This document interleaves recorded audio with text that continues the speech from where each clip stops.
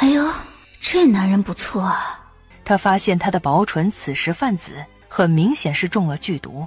中毒好啊，各取所需。你这毒极其猛烈，而且已入心脉，如果今天不服解药，必死无疑。我被人下了媚药，需要一个男人做解药，不然我也会死。所以你当我的解药，事后我给你解毒，为了活命，对不住了。痛，头痛欲裂，看见太奶一般的痛。美人儿，让我来好好疼疼你。这是给我干哪儿来了？看着古香古色的一幕，我竟然穿越了。原来偏西西说我是最幸运的人，竟然是有几分可信度的。苏雨嫣，把你的手从本王的腰带上拿开。体内汹涌的热意快要淹没了苏雨嫣。他见他宁死不从，直接小手一挥，给瑞王来了点软筋散，剂量不多不少，刚好够他压制住他。你竟然敢对本王下软筋散，你这是在找死！苏雨嫣毫无惧意地看着他手中的匕首，把匕首藏在后腰，也不怕扎着腚。还有，不是我在找死，而是你这毒遇不到我，你活不过今晚。本王宁愿毒发身亡，也不愿与你互为解药。你死不死不重要，重要的是我得活。苏雨嫣，你听不懂本王的话吗？本王宁愿死，也不愿与你行夫妻之礼。我懂，怎么会不懂呢？我懂你的意思，也懂你的抗拒。我不仅懂你所有的字面意思，也懂你所说没说出口的潜在意思。但我现在是箭在弦上不得不发的状态，所以你懂我意思吧？苏雨嫣，你放肆！我都快死了，还管得了什么放4放5放6的？就算你是天王老子，我现在也得要你。既然你那么不情不愿，那我给你也来点媚药。苏雨嫣，本王要把你千刀万剐！看吧你能的，自己都寿比昙花了，还想着杀救命恩人。瑞王，既然反抗不了，那就闭眼享受。苏雨嫣将软筋散的解药塞进他的口中，然后俯身吻住他的唇。在媚药的作用下，滑腻湿热的吻瞬间抚平了他的怒火，并勾出了他的欲火。苏雨嫣和身下的瑞王情欲满载地激吻着，一次升天为仙，并确认自己体内的媚毒解了之后，苏雨嫣伸手将仍在卖力的瑞王推开。该死，他竟然把本王当做了一块用完就扔的破布。这女人真是胆大包天，毒没解的时候搂着我哼哼唧唧，猛亲乱摸的，毒一解就立马推开我。苏雨嫣边穿衣服边借着宽袖从空间里取出能解他毒的解药，放在他身边。好了，我现在已无性命之忧。我从小长到大的村子里，有一位妙手回春的郎中，我与他的小女儿同龄，且从小一起玩到大，所以那郎中将一身的医术倾囊相授给了我们俩。瓷瓶里装的是能解王爷毒的解药，王爷赶紧吃了吧。语毕，他将自己头上的金簪和手腕上的金镯也取了下来，放到他的身边。瑞王，刚才对不住啊，我知道你很生气，但你先别生气，刚才我的性命攸关，没得选择嘛。这金镯和金簪算是我对你的补偿。可我怎么有点像是嫖资呢？瑞王服了解药之后，也姿态优雅地开始穿衣服。当穿着华服的瑞王目光掠过床榻上的一抹红时，不由颤了一下。洛王殿下不会因为这抹落红而要娶我吧？本王宁愿娶一个带着2个孩子的寡妇，也不会娶你。那就好，我真怕王爷非要因为这处子之血把我娶了。那就谢谢您的不娶之恩。被他气得一口气咽不下去的瑞王，俊眸里凝霜结冰。王爷此番既得到了我的完璧之身，也得到了解药，还不用负责，赚麻了呀简直。既然王爷都把我搞出血了，你自己就不要再做出一副失了清白的小娘子模样了。谣言真是不可信啊，坊间都传瑞王是个很没劲的人，但实际上瑞王是真有劲儿啊。这是什么虎狼之词？苏雨嫣，就凭你对本王大不敬的行为，本王现在就能砍了你。又说这话，这男人怎么就那么轴呢？不就是我的毒解了之后，一把王爷推开，没有喂饱王爷吗？王爷怎么像个怨妇似的？他怎么能够说出这样放了陷害的话来？世上怎么会有如此厚颜无耻之人？佛曰，前世的500次回眸，才换来今生的1次擦肩而过。全京都的人都知道我疯狂迷恋太子，所以你我今日的相遇，定是王爷在佛前苦苦求了几千年的结果。既然你我之间的牵绊是王爷前世求来的，那王爷就不要再对我有这么大的恨意了。我欠也到了，钱也出了，既然王爷不会原谅我，那王爷就在捉奸大队来之前赶紧离开吧。此事你不说我不说，王爷的颜面是不会受损的。谁会求着与你这种不知廉耻的女子有牵绊？再者，她既然以这种态度和口吻与我说话，别以为你是苏将军的嫡女，本王就不敢杀你。苏语嫣反手一个黑虎掏裆，要么放手，要么东厂长功。语罢，他的手用了2分力。他是怎么干的？他到底知不知道礼义廉耻这4个字怎么写的？我祖父陪太祖皇帝打天下，我父亲年轻的时候曾在战场之上为陛下挡过一命之击。王爷若是既要了我的清白之身，又杀了我，可是会寒了军心，并被千夫所指啊！你倒是逻辑清晰，懂得如何全身而退。与此同时，外面传来一阵脚步声。苏语嫣知道这是来捉奸了。王爷，确定咱俩以现在这个姿势动作示人？若是不想，待我拿开捉鸡的手后，你松开掐脖子的手。怎么有如此荤素不忌、粗鄙不堪的女人？王爷受此次屈辱不能怪我，要怪就怪对我下毒之人，因为我也是受害者。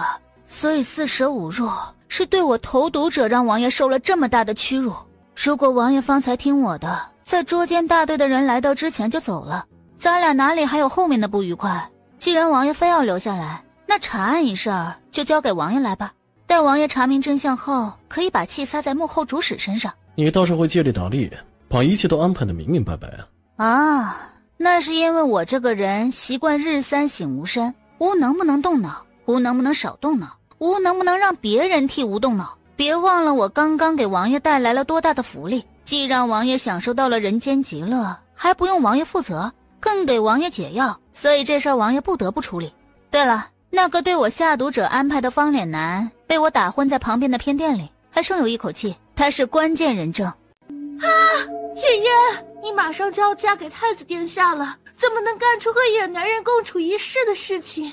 你这般行径，让太子殿下的脸面往哪儿搁啊？你让父亲母亲怎么跟太子殿下交代啊？雨嫣，太子殿下也来了，事已至此，我陪你一起到太子殿下面前磕头认错，求得太子殿下的原谅。看着床榻上的一抹落红，苏瑶心里大喜。雨嫣，你竟然将自己的完璧之身给了这个上不了台面的野男人。你平日乖张荒唐也就罢了，但今日可是皇后娘娘的生辰宴，是端庄隆重的场合，而且这里是皇家园林，你竟然干出如此让皇家失颜面的事情。亮个相吧，野男人。苏瑶瞬间血色尽退，大风人谁不知道瑞王杀伐果决，手段残忍。臣女失言，还请王爷恕罪。本王不爱受罪。连峰，派个嬷嬷来，狠狠地张嘴。连峰，派个嬷嬷来，狠狠地张嘴。不一会儿，一个手劲儿特别大的嬷嬷连续左右开弓，直到苏瑶快被扇破相，瑞王才云淡风轻地说了句可以了。本王中了媚药，苏家千金同样也被人下了媚药，才造成了现在的局面，所以立刻封锁园林，挖地3尺，也要给我找出幕后黑手来。语罢，他瞥了林峰一眼，随即昂首阔步走出主殿，去了偏殿。苏雨嫣，你与姑已有婚约在身，但你却与姑的皇帝行了夫妻之礼，你让姑的脸面往哪儿搁？你自幼长在乡下，放荡无礼，举止粗鄙，能嫁入东宫已是天大的福气，可你今天却让姑颜面扫地。苏雨嫣，你这辈子都不可能嫁入东宫，你以后不要再打姑的主意，姑这就去找父皇与你解除婚约。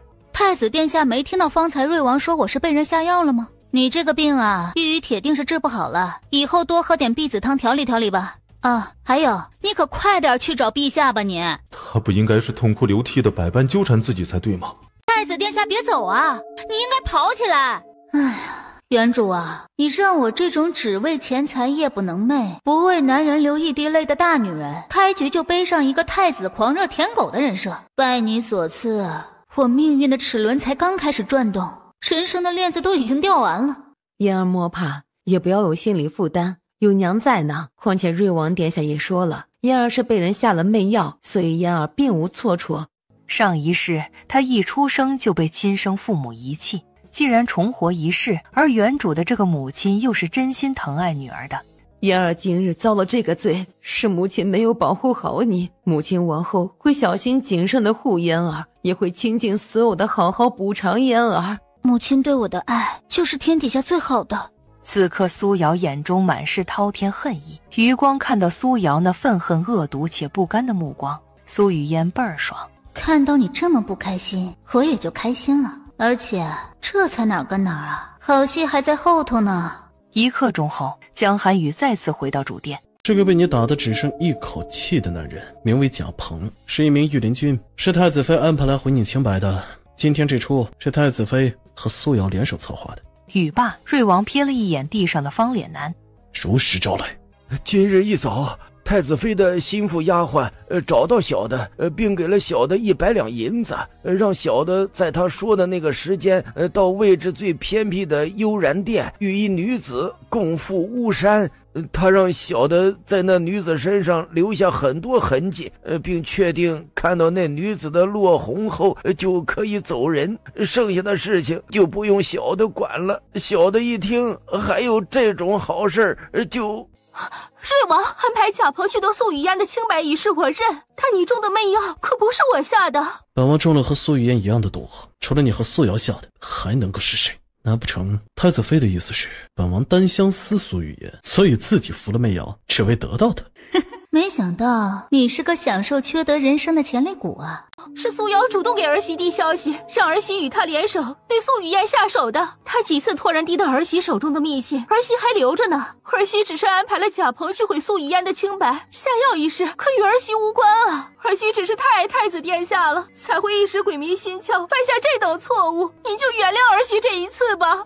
本王会带着贾鹏内司到御前，将今日的种种尽数讲给父皇听。苏雨嫣，本王没有要娶妻的打算。既然你我互为解药，而本王也已按你所说的查明真相，那么你我之间便互不相欠。其实按江寒雨的秉性，他若与女子有了肌肤之亲，他是肯定会负责的。但是他才是被强迫的那个，而且他不仅把自己用完即丢，还对自己说了那么多大言不惭的混账话，简直气煞他也。特别不爽的江寒雨本想在他脸上看到难过的表情，但他不仅没看到，还在他脸上看到了喜悦。他一气之下又气了一下，搂着女儿的杜氏越想越自责。苏雨嫣轻轻地抚着杜氏的背脊，安抚着她。自己想要苏瑶死，自己如果明面上弄死苏瑶，原主的母亲定会伤心欲绝。继承了原主记忆的自己知道杜氏是真心疼爱原主的，那就借刀杀人。臣女在乡野之间长大，知道自己不仅琴棋书画样样不通，言行举止更是无法和京都的高门贵女比较，所以瑞王殿下看不上臣女，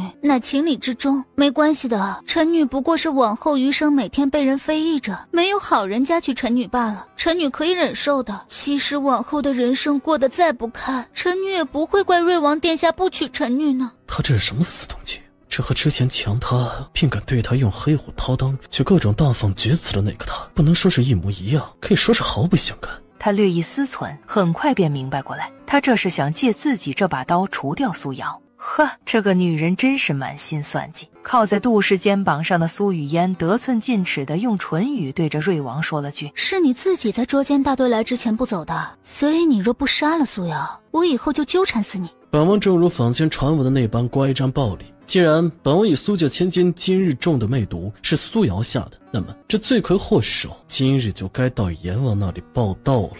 今日中的媚毒是苏瑶下的，那么这罪魁祸首今日就该到阎王那里报到了。瑞王殿下饶命！瑞王殿下饶命！父亲，瑶瑶只是怕父亲母亲会渐渐不喜欢我这个非亲生的女儿，才会一时糊涂对语言下手。瑶瑶知错了，求求父亲在王爷面前替瑶瑶求个情吧。见苏凛并不打算为自己求情，苏瑶又跪行到苏家次子苏哲脚边。二哥哥，瑶瑶知错了，以后再也不会了，你让我向父亲求求情吧。母亲，瑶瑶实在是因为太过害怕失去您的疼爱，才会鬼迷心窍对语言下手，还请母亲亲看在你我二人做了10几年的母女的份上，替瑶瑶求求情吧。父亲、母亲，瑶瑶与我们一起生活了10几年，你们真的就忍心眼睁睁地看着她死？人生在世，孰能无过呀？瑶瑶她只是一时糊涂才做错了事情，而且瑶瑶方才也保证了不会再有下一次的。求父亲母亲给她条活路吧。瑶瑶害了您10几年的母亲，早就视您如命。既然母亲今天想看瑶瑶死，那瑶瑶现在就死在您的面前。母亲，谢谢您疼爱了瑶瑶10余年，下辈子瑶瑶一定要做您的亲生女儿，并好好的孝顺您。语罢，苏瑶站起身子，猛地撞向大殿的柱子，力道的确不轻，但也肯定保证自己死不了。果然，在苏瑶倒地后，杜氏还是不可自控地发出了悲鸣：瑶瑶！父亲，瑶瑶她还有微弱的呼吸，您就向端王殿下求求情，放她一条生路吧，父亲。你这黑心脸手段挺多呀，演了这么出苦肉计，不就是想留条命回府，然后通过苏老夫人留下来吗？你既然这么想留在将军府，那就准备面对疾风吧。我这个人呢，极会折磨人，不出多久，你就会后悔今天没能痛痛快快的死掉。既然苏瑶选择这么玩，那么自己就陪她玩。妾母亲如此撕心裂肺，我简直生不如死。女子生孩子犹如一只脚踏入了鬼门关，所以母亲把我生下来的那一刻，我就欠她的。苏瑶她是太过于害怕失去父亲和母亲的疼爱，才会一时糊涂对我下手。既然她现在是真心悔过，并保证以后再也不敢了，那么看在母亲的面上，我选择放她一条生路。只要能让母亲不再难过，我受点委屈和磨难没什么的。她对王爷下媚毒，冒犯了王爷一事，的确是她不对，但是王爷要了我的清白，却在大庭广众之下扬言不会娶我，已将我伤得体无完肤，所以还请王爷放苏瑶一马。若王爷答应我方才所说，那我们之间就两清了。我以后绝不会再拿此事说事儿，并纠缠王爷。想借刀杀人的是你，现在求情做好人的也是你。虽然我跟他的接触不多，但他的彪悍和强势让他清楚地知道，他绝对不会是一个吃亏的主。所以苏瑶以后肯定会生不如死，且会后悔今日没能痛快死掉。他眼中兴趣盎然，心中也有点想知道他后面的打算，想看他如何将苏瑶玩弄于股掌之中。既然你为他求情，本王就放他一马，毕竟你我之间的确是你吃了亏。语罢，他喝退了所有围观的人，然后转身离去。王爷，您要了苏家千金的完璧之身，却不娶她，加上她被太子退了婚，就算她心大，不会3尺白绫吊死，以后的日子也不会好过啊！明明是他强取豪夺了本王的清白，而且没有人能够对他那般脸皮比城墙厚的女人造成伤害。所有人吊死，他这般厚颜无耻的祸害也不会吊死。娶她，谁爱娶谁娶。属下多嘴，请王爷恕罪。父亲母亲，祖母身体本就不太好，而且她视苏瑶为掌中宝，若是突然听闻苏瑶的死讯，10有8九会承受不住。到时候祖母肯定会不止一次的责怪父亲母亲铁石心肠，责怪你们不为苏瑶求情。祖母若是因为太过伤心绝望而病倒了，倒是女儿的不是了。是啊，父亲母亲，瑶瑶对雨嫣下手，也是因为太爱咱们这个家了，害怕被家里人冷落遗弃，才犯下此等错误的，所以您就饶过她这一回吧。等苏瑶的身子恢复好了，为父就把她逐出苏家。让我的嫣儿受委屈了。苏雨嫣淡淡的瞥了一眼倒在地上的苏瑶。你被逐出苏家之时，就是落入我的手中，然后生不如死之时。你被逐出苏家之时，就是落入我的手中，然后生不如死之时。母亲把苏瑶当作亲生女儿养了10几年，眼睁睁地看着她死，肯定心如刀割。女儿不想母亲往后余生，每每想到苏瑶死在你面前就难过一次。傍晚时分，宫里来了位公公，说是奉皇命来给苏雨嫣送些补偿。苏凛曾救过皇帝一命，如今他的女儿被太子妃暗害，阴差阳错的失身于瑞王，而瑞王要了人家的完璧之身，又不娶人家，皇家在这件事上怎么说都理亏。此次前来的公公还告诉苏雨嫣，太子妃被皇帝禁足1个月，并罚了1年的俸禄。我不主动惹事儿，但谁主动惹我，谁就肯定生不如死。太子妃，等我弄死了苏瑶，下一个就到你了。翌日一早，苏雨嫣被丫鬟秀儿哭醒。一大早的，怎么个事儿啊？小姐，经过昨日太子退婚，瑞王殿下说明不会娶你为妻后的事情，现在坊间好多特别难听的流言蜚语。这瑞王昨天明确表示不会娶小姐，小姐以后的终身大事可怎么办啊？多大点事儿啊，走一步看一步，实在不行死半路。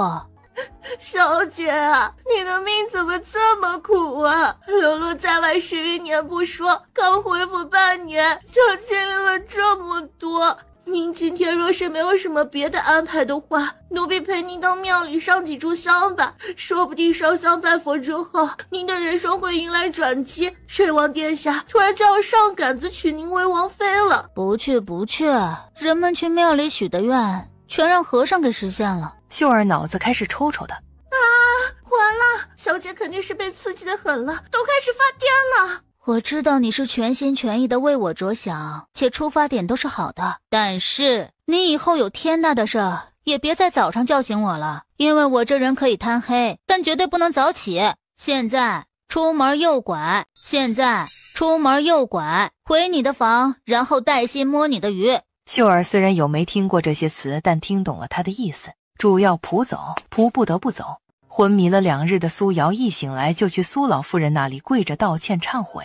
苏老夫人看着苏瑶那大病未愈惨白的小脸，且那副真心悔过的模样，当即就原谅了他，并表示坚决不会让苏林将他赶出将军府。傍晚时分，苏瑶去找苏雨嫣发挥茶术，听到了秀儿的禀告，屋内的苏雨嫣发出了反派的笑声。就喜欢你这种自己送上门来的，省得我费心思主动去找你下毒了。苏瑶一进屋就将怀中的锦盒放在桌上，盒子里装的是二哥哥这些年外出回来从各地给我带的一些价值不菲的礼物，我现在把这些都给你。雨嫣，我不敢奢求你的原谅，只是想尽力弥补一下你。秀儿，去把母亲前2日送来的多个木匣子拿过来。不一会儿，秀儿陆陆续续地将多个做工十分考究精美的木匣子放到桌上，直到大桌放不下。这些呢都是母亲送我的，有父亲立军功后陛下赏给父亲，而父亲又送给母亲的，事无其二的奇珍异宝，也有价格昂贵的整套头面。苏哲送你的那几样东西呢，乍眼一看像是西周的，细看之下又像上周的，这复杂中带着点廉价的气质，配不上我这苏家千金大小姐的身份。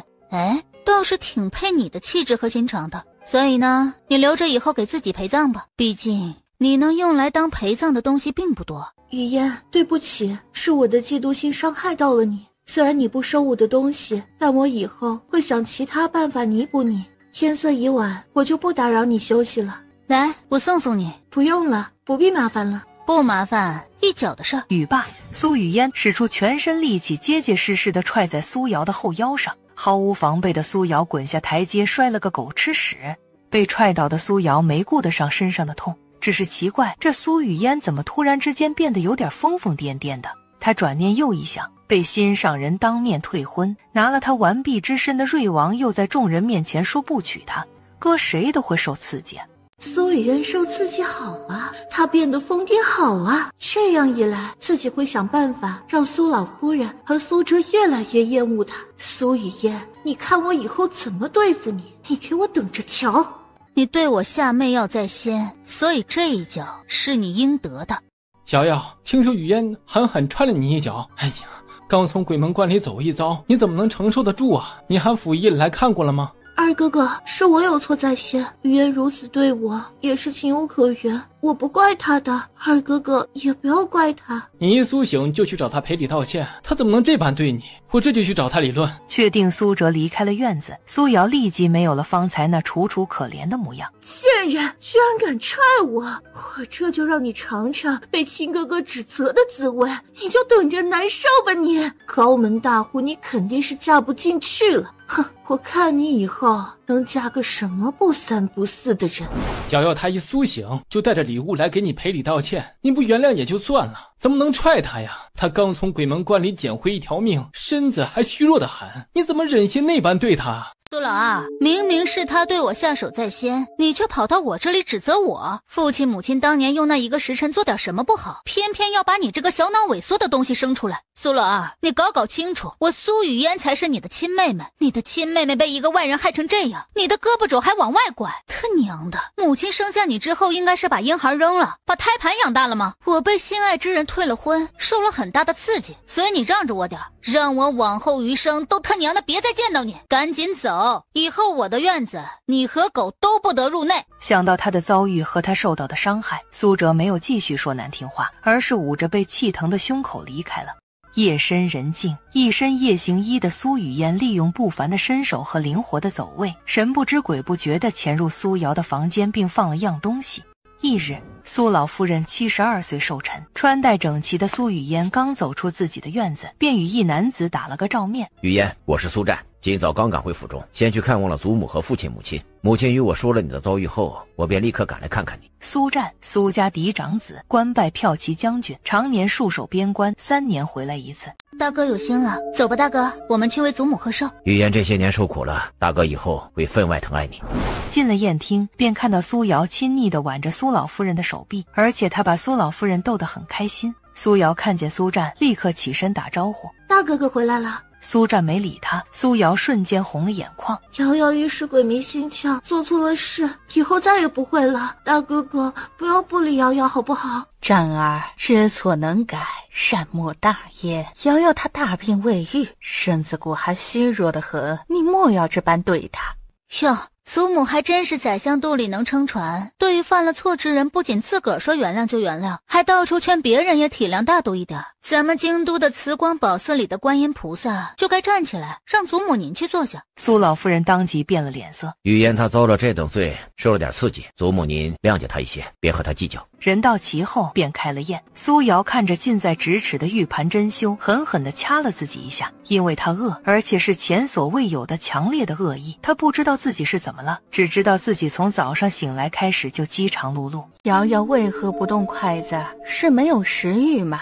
瑶瑶做错了事，倍感愧疚，理应最后一个动筷子。祖母，瑶瑶这就吃。语罢，他夹了一小块东坡肉放入口中，他这一吃可就再也停不下来了，因为他体内的毒发作了。只见苏瑶立马夹起第2块东坡肉，嚼都没嚼的就咽了下去，然后是第3块、第4块，直到盘子见底。然而吃了一盘东坡肉的苏瑶不仅没饱，反而更饿，更想吃东西了。他把筷子伸向了蟹粉狮子头，不一会儿，那盘蟹粉狮子头就全进了他的肚子。越吃越饿的苏瑶又把筷子伸向了八宝葫芦鸭，吃掉一整只鸭子后，又将魔爪伸向了专门为老夫人准备的万寿无姜羹。他直接端起碗开喝。苏瑶啊苏瑶，我这毒可是猛得很，中毒后的第1顿，你尚且还能控制进食的欲望，可以后若没有解药，你自己每次进食都会把自己吃到吐哦。你今天这是怎么了？昏迷了几天？是被饿死鬼附身了吗？你今天这是怎么了？昏迷了几天？是被饿死鬼附身了吗？在我的寿宴上这般狼吞虎咽，成何体统？祖母，我也不知道。撑到嗓子眼的苏瑶一张口就哇的一下吐在了地上。祖母，我是真的不知道。胃里翻江倒海的他一开口，直接吐在了苏老夫人的衣服上。来人呐，快把他给我拖出去！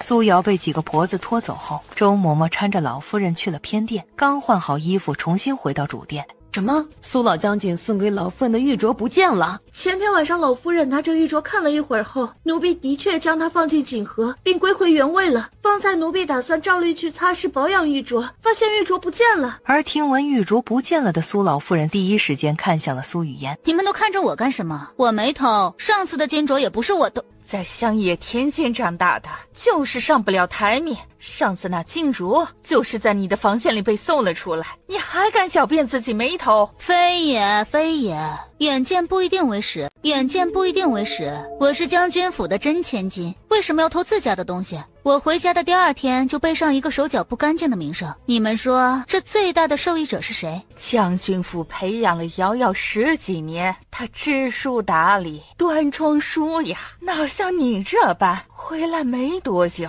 就不顾名声，不知羞耻的高调示爱。祖母，苏瑶她对我下媚药，导致我失身于瑞王殿下，而现在太子和瑞王都不娶我，我不仅名声尽毁，更是沦为全大封的笑柄。他对我做的这些事情，难道就不是毁了我一生？将军府锦衣玉食养了他10余年，既没亏待他，也不欠他，而我也一直把他视为亲姐妹。从未想过排挤他，但他却不知好歹地对我下手。没想到他都这样了，祖母还如此维护他，真是让人大开眼界。是这样的，我既没了清白，又被退婚了，现在精神上有点病，所以你们都让着我点儿。父亲母亲，我没有偷祖母的玉镯，既然大家此刻都看着我，我现在就让秀儿带着祖母的人去我的院子里找。1刻钟后，老奴带5个婆子仔细找过了，玉镯没在语言小姐那里。我回府的第2天就被人冤枉过1次，今天可不能被冤枉第2次，所以请父亲母亲派人挖地3尺，也要将祖母的玉镯找出来。3刻钟后，一婆子气喘吁吁地跑来，找到了，找到了，老夫人的玉镯在苏瑶小姐的房间里找到了。老夫人对苏瑶小姐万般疼爱，这10几年来，老夫人没少给她贵重物品。她偷老夫人最珍视的玉镯干什么？当然是为了嫁祸于我呀。据我所知，苏瑶那心腹丫鬟杏儿打小就跟着她，杏儿不可能一点不知情，不如把她那丫鬟杏儿带过来好好审问一番。反正我今天就是要查个水落石出。去把杏儿带过来。一切正如雨嫣小姐料想的那般，之前在雨嫣小姐房里搜出来老夫人的金镯子，是苏瑶小姐找了个借口支开老夫人房里的下人后，命令奴婢悄悄拿走给她的。奴婢将金镯给苏瑶小姐后，她来到雨嫣小姐的房里，并找了个借口将雨嫣小姐带到院子里，然后让奴婢将金镯悄悄放到她说的地方来嫁祸雨嫣小姐，好让雨嫣小姐一回府就被老夫人厌恶。不过大公子，这次的玉镯奴婢可没偷啊。前些日子是嫣儿在瑞王殿下面前替苏瑶求情，瑞王殿下才饶她一命。没想到苏瑶不仅没有一点感恩之心，还再次做出伤害嫣儿之事，即刻将苏瑶赶出将军府。都是母亲不好，让嫣儿回自己家后还受了那么多委屈。母亲莫要这般说，人心隔肚皮，做事两不知。即使我回府第2天就背上了一个手脚不干净的名声，但母亲不仅一点没有责怪嫌弃我，反而轻言细语地安慰我，并给我送了很多钱财补偿我。这些天您怕我没了清白会难过，古玩字画更是如流水般往我这里送。母亲，以前是我不懂事，您待我这般好，但我却常常忤逆您，并和您抬杠。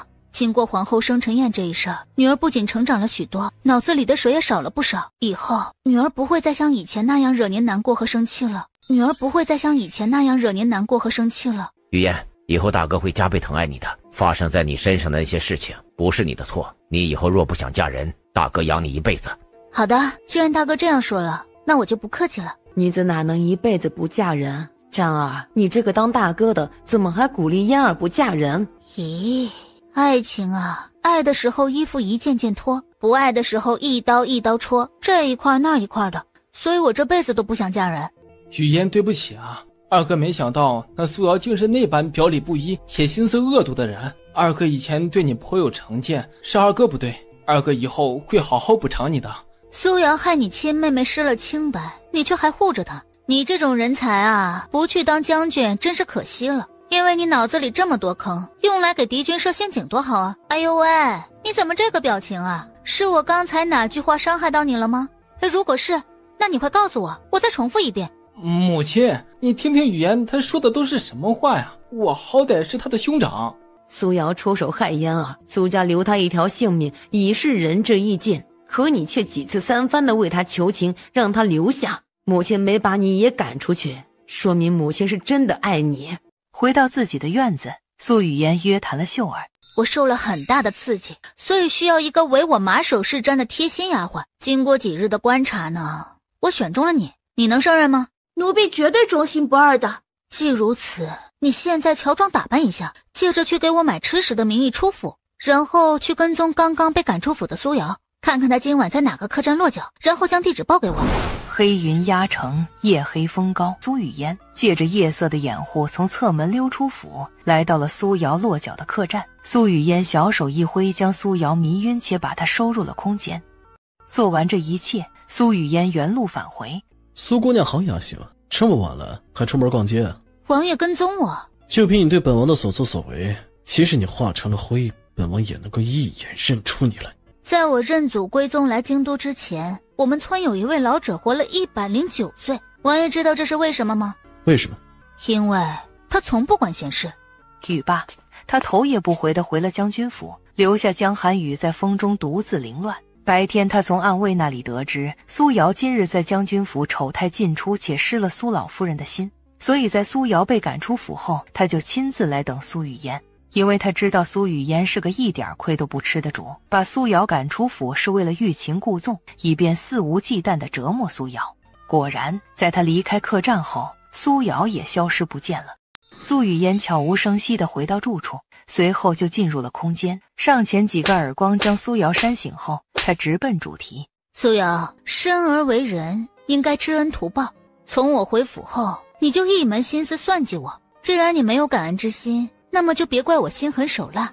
语罢，苏雨嫣从商品超市里拿出一杯速冲奶茶，并走到工作台前拆开。穿越到这里前，苏雨嫣是国家最优秀的特工，所以有一个集物资和实验室为一体的万能空间。加满开水后，苏雨嫣在工作台上拿起一管试剂倒入奶茶杯中。你不是苏雨嫣，以前的那个苏雨嫣呢，已经被你过量的药给药死了。现在站在你面前的这个是苏尼古拉斯雨嫣。你是什么千世还魂的怪物？我是什么不重要，重要的是你生不如死。来，大郎，该喝药了。哦，不对，健瑶。哦，不对，健瑶。该喝 QQ 鱼波波波椰奶珍珠奶茶了。QQ 什么 ？QQ 鱼泥波波椰奶珍珠奶茶。什么奶奶？苏雨嫣一把抓住他的下颌，强迫他张开嘴，然后将滚烫的奶茶灌入了他的口中。名字不重要，重要的是你喝了它之后就能变成哑巴了，因为我不想再听你这张嘴再说一句话。咽喉处和食管传来的剧痛和灼烧感让苏瑶瞬间倒地不起。苏雨嫣蹲下身子，抓上苏瑶的手腕，继而一个用力，骨头断裂的清脆声响起。经过你精湛的演技和一系列的操作，原主是真心视你为姐妹的，而且苏家好吃好喝养你10余年，你就害原主，简直丧尽天良。你若不把他害死，我也不会魂穿到这里。既然是你亲自种的因，那你现在就好好享受这个果。语罢，苏雨嫣又抓起苏瑶的另一只手腕，用力一折。原主从未有过害你之心，但你却因嫉妒杀死了一条鲜活的生命。他再不济也让我重活一次，所以害他之人都得生不如死。由于被毒哑，所以断了手的苏瑶疼得眼泪汪汪，却喊不出一个字。苏雨嫣淡定地往苏瑶腿上注射了一剂针剂，然后不紧不慢地将她拖到自己的种植园区，将手中的苏瑶往地上随意一丢。在小小的花园里面挖呀挖呀挖，种小小的种子，开小小的花。看着苏瑶无比惊恐的表情，苏雨嫣微微一笑。不要慌，我不活埋你，只是让你做除了男人和女人之外的第3种人，植物人。啊，告诉你一声，你的腿啊，这辈子都不会再有知觉了，也无法再站起来了。我恶女，喜欢折磨人，所以你现在还不能这么轻松的死掉，好好当你的植物人吧。把我半个身子像植物那样埋进土里，那还不如死了的。挖好坑并将苏瑶埋入里面后，苏雨嫣怕她受不了折磨，咬舌自尽，遂在不打麻药的情况下，粗鲁地将苏瑶的牙全部拔掉了。虽然你吃不了东西了，但我空间里有营养针剂，给你注射1支，你10日不吃不喝也不会死。你呢，先在无尽的绝望中度过10天，然后给我的这片植物做化肥吧。做完这一切，苏雨嫣出了空间并欣然入眠。小姐，林丞相的3公子林鹤清求见，给了您一封信，说是您看完信后会亲自见他。在记忆里搜不到此人，苏雨嫣看向秀儿，直接问：我这天人都有人找，那林鹤清在京都是什么风评？他是林丞相年近40所生，所以丞相夫人格外疼宠，整个京都都知道他爱和几个纨绔饮酒作诗，他上面还有2个哥哥。苏雨嫣大致了解一下对方的情况后，打开信封。问君能有几多愁，唐僧洗头用飘柔。书中自有黄金屋，不想上学去放猪。枯藤老树昏鸦，顿顿有鱼有虾。枯藤老树昏鸦，顿顿有鱼有虾。观一台布一盖，10人一桌，上菜上菜。高1、7班，非同一般。3年过后，全当保安。这些老六语录让苏语嫣笑得花枝乱颤。有意思，带他去会客厅，劝君更尽一杯酒。谁不干了，谁是狗？苦其心志，劳其筋骨。当场去世，挖坑埋土。确认过眼神，他就是穿越人。你啥时候穿来的？2个月了，你呢？2周。林鹤清，你可是因为我昨天在街上的所作所为而找来？没错，这疯癫的言行举止和美丽的精神状态，肯定不是本地土著。好，别人闻香识女人，你是闻癫识女人。老乡，你的确够癫。你来这里可觉得适应？哎呀，这里没有电子产品，天天度日如年哟，我可太不适应了。你是不知道我是多么想穿越回去。我觉得这里挺好啊，穿绫罗绸缎，吃健康肉蔬。怎么，你是喜欢穿 C 级聚酯纤维和黑细棉制成的衣服，还是喜欢吃淋巴肉包子和喝勾兑豆浆？照你这么一说，好像是我身在福中不知福啊。老乡啊，我跟你讲啊。见他打开了话匣子，苏语嫣不想在家里与他唠这些，以免被突然来找自己的杜氏和苏战听到一些他们接受不了的。我的亲人若是知道眼前的苏语嫣非苏语嫣，十有八九会伤心欲绝，所以找间茶楼叙旧。老乡，我和这具身体同名同貌，你呢？我和原主也是同名同貌，连身上痣的位置都一样。老乡，你接下来可有什么打算？我这家庭条件有什么可打算的？当然是当全职女儿，然后持续性混吃等死啊！既然都穿越了，咱们不应该有所建树，然后名垂青史吗？非也，人生不摆烂，快乐少一半。人生不摆烂，快乐少一半。老乡啊，你我脑子里有几千年智慧的结晶，在史书里留下浓墨重彩的一笔，才不枉此生啊！你说说你，家世也不错，躺平享受多好呀！不行啊，我得辉煌一生，然后载入史册。林鹤清，你穿越前是干什么的？我看你一心想千古留名。我是学建筑学和工程管理的，而且我在建筑电气和智能化方面取得过很大的成就。我还兼修了科研，我亲自研发的那些五花八门的高科技，是一点没跟着穿过来呀。老乡啊，你别摆烂了，要不咱俩联手，用最强大脑整活，搞基建，名扬四海吧。不好意思，我穿越前是个特工，是带万能空间穿越来的，而且我空间里有武器库，还有种植区和商品超市。所以呢，我不需要从最底层干起了。国家特工的核心使命是维护国家的安全和利益，是看不见的战士。许嫣，你就是咱们的民族英雄啊！生而为人，热爱祖国是首要的嘛。我宣布，从现在开始，我林鹤清就是你的小迷弟。在我这里，老乡见老乡，坑到你发慌。你确定要抱我的大腿？确定以及肯定，即使你没有带空间穿越，就凭你这巨大贡献和舍生取义的格局，也值得我追随。我再说一遍啊，说话的方式简单点儿。我若没有带空间穿越，咱们2个的家庭旗鼓相当，你顶多对我有3分尊重，哪会心甘情愿的当我小弟啊？你就不能看破不说破吗？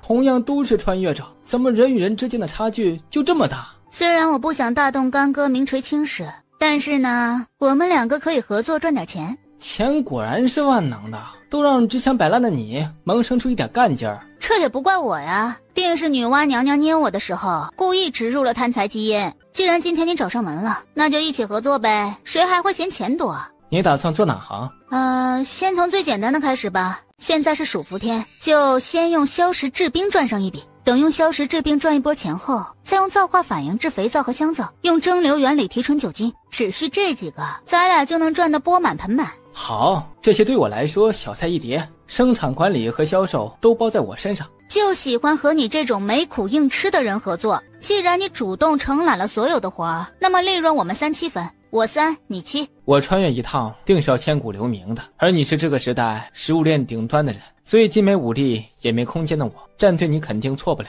这片大陆2国鼎立，玉衡国是个不讲武德且爱主动犯我国边境的，而我国朝中势力也分为太子、端王和康王3个党派。目前皇帝身体无恙，苏家可以保持中立不站队，待未来某一天皇帝缠绵病榻，你父亲最后定会选择一方势力站队。乾坤未定，我那深谋远虑又谨慎的父亲也是中立派，你父亲忠肝义胆，定会好好守护你祖父陪太祖皇帝打下来的江山。既然知道了你的实力，那我林家跟着苏家战队定错不了。所以嘛，利润咱们5-5分，算是我的投名状。第一次见对着别人贴脸打算盘的，而且你这算盘珠子都崩我脸上了。是你让我说话的方式简单点的，在你面前我哪敢藏着掖着？况且话说开了，更好合作不是吗？合作赚钱的事情呢，就按你的意思来。我还有件事需要你帮忙。你说。于是他就将自己刚穿越过来时，太子妃安排男人准备毁他清白之事儿一五一十地说与林鹤清听。我这个人呢，什么都吃，但就是不吃亏。既然是太子妃给我送男人在先，那我也给她送个男人，此乃礼尚往来嘛。是个狼人，心中为太子妃默哀1分钟，此事包在我身上。语言啊，这个时代的高门贵女都是琴棋书画样样精通，你是一品大员的千金，且有大把的时间，接下来打算学习这些吗？学这些做什么？一个人如果年轻的时候只知道吃喝玩乐，贪图享受，那等你老了就会发现基本上没什么遗憾了。而且你见过哪个娶妻纳妾的男人会在家里看自己的妻妾弹琴跳舞的呀？对他们而言，花高价去勾栏瓦舍去看这些才有意义。所以我为什么要为难自己学这些去取悦男人啊？在我这里有福就享，有甜就吃，先苦不一定后甜，但先甜了那是真的甜。瑞王府，林峰向江寒雨一五一十地汇报了林鹤清主动去找苏雨嫣，两人在茶楼雅间独处2个时辰一事。江寒雨的脸色差到了极致，这林鹤清也挺有种啊，竟敢打亲王染指过女人的主意。江寒雨一闭上眼睛，脑海里全是他和苏雨嫣共赴巫山，苏雨嫣毒未解时娇喘连连，面色潮红的样子，回忆起来竟然都是妙不可言的。此时此刻，他突然就想见到他。他被自己的这个想法吓了一跳，满嘴虎狼之词，且不顾名声。这样的女人不仅不能想，而且谁娶谁倒霉，自己怎么会有想见她的想法？第二天，睡到自然醒的苏雨嫣跟个大爷似的瘫在老爷椅上。小姐，出大事了！啊，怎么个事儿啊？睡王殿下在皇国门口砍下了康王殿下的脑袋！睡王殿下在皇国门口砍下了康王殿下的脑袋！苏雨嫣立刻来了精神，看来前些日子在皇后寿宴上对她下剧毒的是康王，谁要毒杀他，他就杀谁。这小子挺有魄力啊，报仇从不拖泥带水。走，去主院找我父亲吃瓜。父亲，我方才听秀儿说，瑞王今日在皇宫门前砍了康王的脑袋，康王是怎么得罪瑞王了？今日早朝之上，瑞王在殿下和文武百官面前控告康王前些日子对他下剧毒谋杀他，还呈上了人证物证。另外，瑞王还呈上了康王贪没朝廷拨给羌州的赈灾款的证据，金额整整500万两。不仅如此，瑞王还查出了这毒出自玉衡国景王之手，也将截获的康王与玉衡国景王的往来密信当众在早朝上宣读。从密信中得知，康王打算先后毒杀了瑞王和太子殿下，然后让自己成为这万里江山唯一的继承人。如若投毒计划失败，他会向敌国景王借死誓，务必将其他2位皇子赶尽杀绝。铁证如山，又在早朝炸响，陛下想从轻发落都难呐。陛下当场将康王贬为庶人，并下旨将其终生幽禁在京都一处宅院中。瑞王大抵是对这个结果不满意，于是出了皇宫的门，就拔剑削了康王的脑袋。果然如坊间传闻一般，杀伐果断，嗜血残暴。大封皇室一共就3个皇子，瑞王就这么杀了一个，陛下一定大发雷霆。大发雷霆是必然的，不过瑞王有太后护着，陛下不会处罚他的。小姐，林公子求见。你来找我怎么个事儿啊？昨晚我熬夜制定出了消食治病、肥皂和香皂以及酒精提纯的生产计划和销售方案。我家在锦华街有家酒楼，走，我请你喝30年的女儿红，并把计划详细说给你听。昨天喝了你不少好茶，今天去我家酒楼。昨天喝了你不少好茶，今天去我家酒楼。这下，当暗卫将林鹤清诱到将军府找苏雨嫣一事汇报给江寒雨听后，他周身的气流降到了冰点。这林鹤清竟真的心悦他。1刻钟后，暗卫又来报：王爷，林公子从将军府出来后去了福白阁，苏姑娘刚刚也出了府，去的也是福白阁方向。王爷，需不需要属下现在去警告一下林鹤清，让他以后离苏姑娘远一点？去什么去？他的名声与本王何干？一炷香后，江寒雨突然起身向外走去。以前只知道您的拳头硬，原来您的嘴比拳头还硬。你的方案简直完美啊！我以为这计划至少得3天才能规划制定完，没想到咱俩昨天洽谈完，你今天就制定出来了。不错不错，你这人做事不仅速度极快，还一丝不苟。和你这样的人合作，真是省心啊。昨天回府之后，我与母亲说了和你合作做点小生意赚钱的事情。我父亲母亲因我流落在外10余年这事儿而倍感亏欠我，所以我干啥他们都会支持我。既然你把方案都制定出来了，那人手这块我等会回府就安排好，并让他们以后听你调遣。至于合作资金，等我回府后让秀儿给你送府上，以后生意上的事儿你多多费心费力。交给我，你就放心吧。林鹤清，我昨晚梦到你了，我梦到你驾着七彩祥云来看我。真的吗？真的，你还冲我吐舌头呢。不是，我驾着七彩祥云冲你吐舌头，这画风怎么这么诡异啊？对啊，当时你就在二郎神旁边蹲着呢。雨嫣，我突然很好奇个事儿啊。你说。别人都说再拽再狂的女生，一旦说了吃饭饭、睡觉觉这样的叠词，也会变得温顺可爱。我就突然想验证一下传言是否是真的，所以你能不能当着我的面说一句叠词让我听听？好说好说，叫妈妈。我现在就特别想知道，你这样的人最后会嫁给一个什么样的人呢？与此同时，一路健步如飞赶到的江寒雨包下了隔壁雅间并落了座。这还用问啊？当然是嫁给一个不喜欢的人啊。因为做人啊，他就不能太正常，在感情方面，喜欢就拒绝，不喜欢就在一起。知道你的精神状态很美丽，但没想到竟然美丽到这种地步了。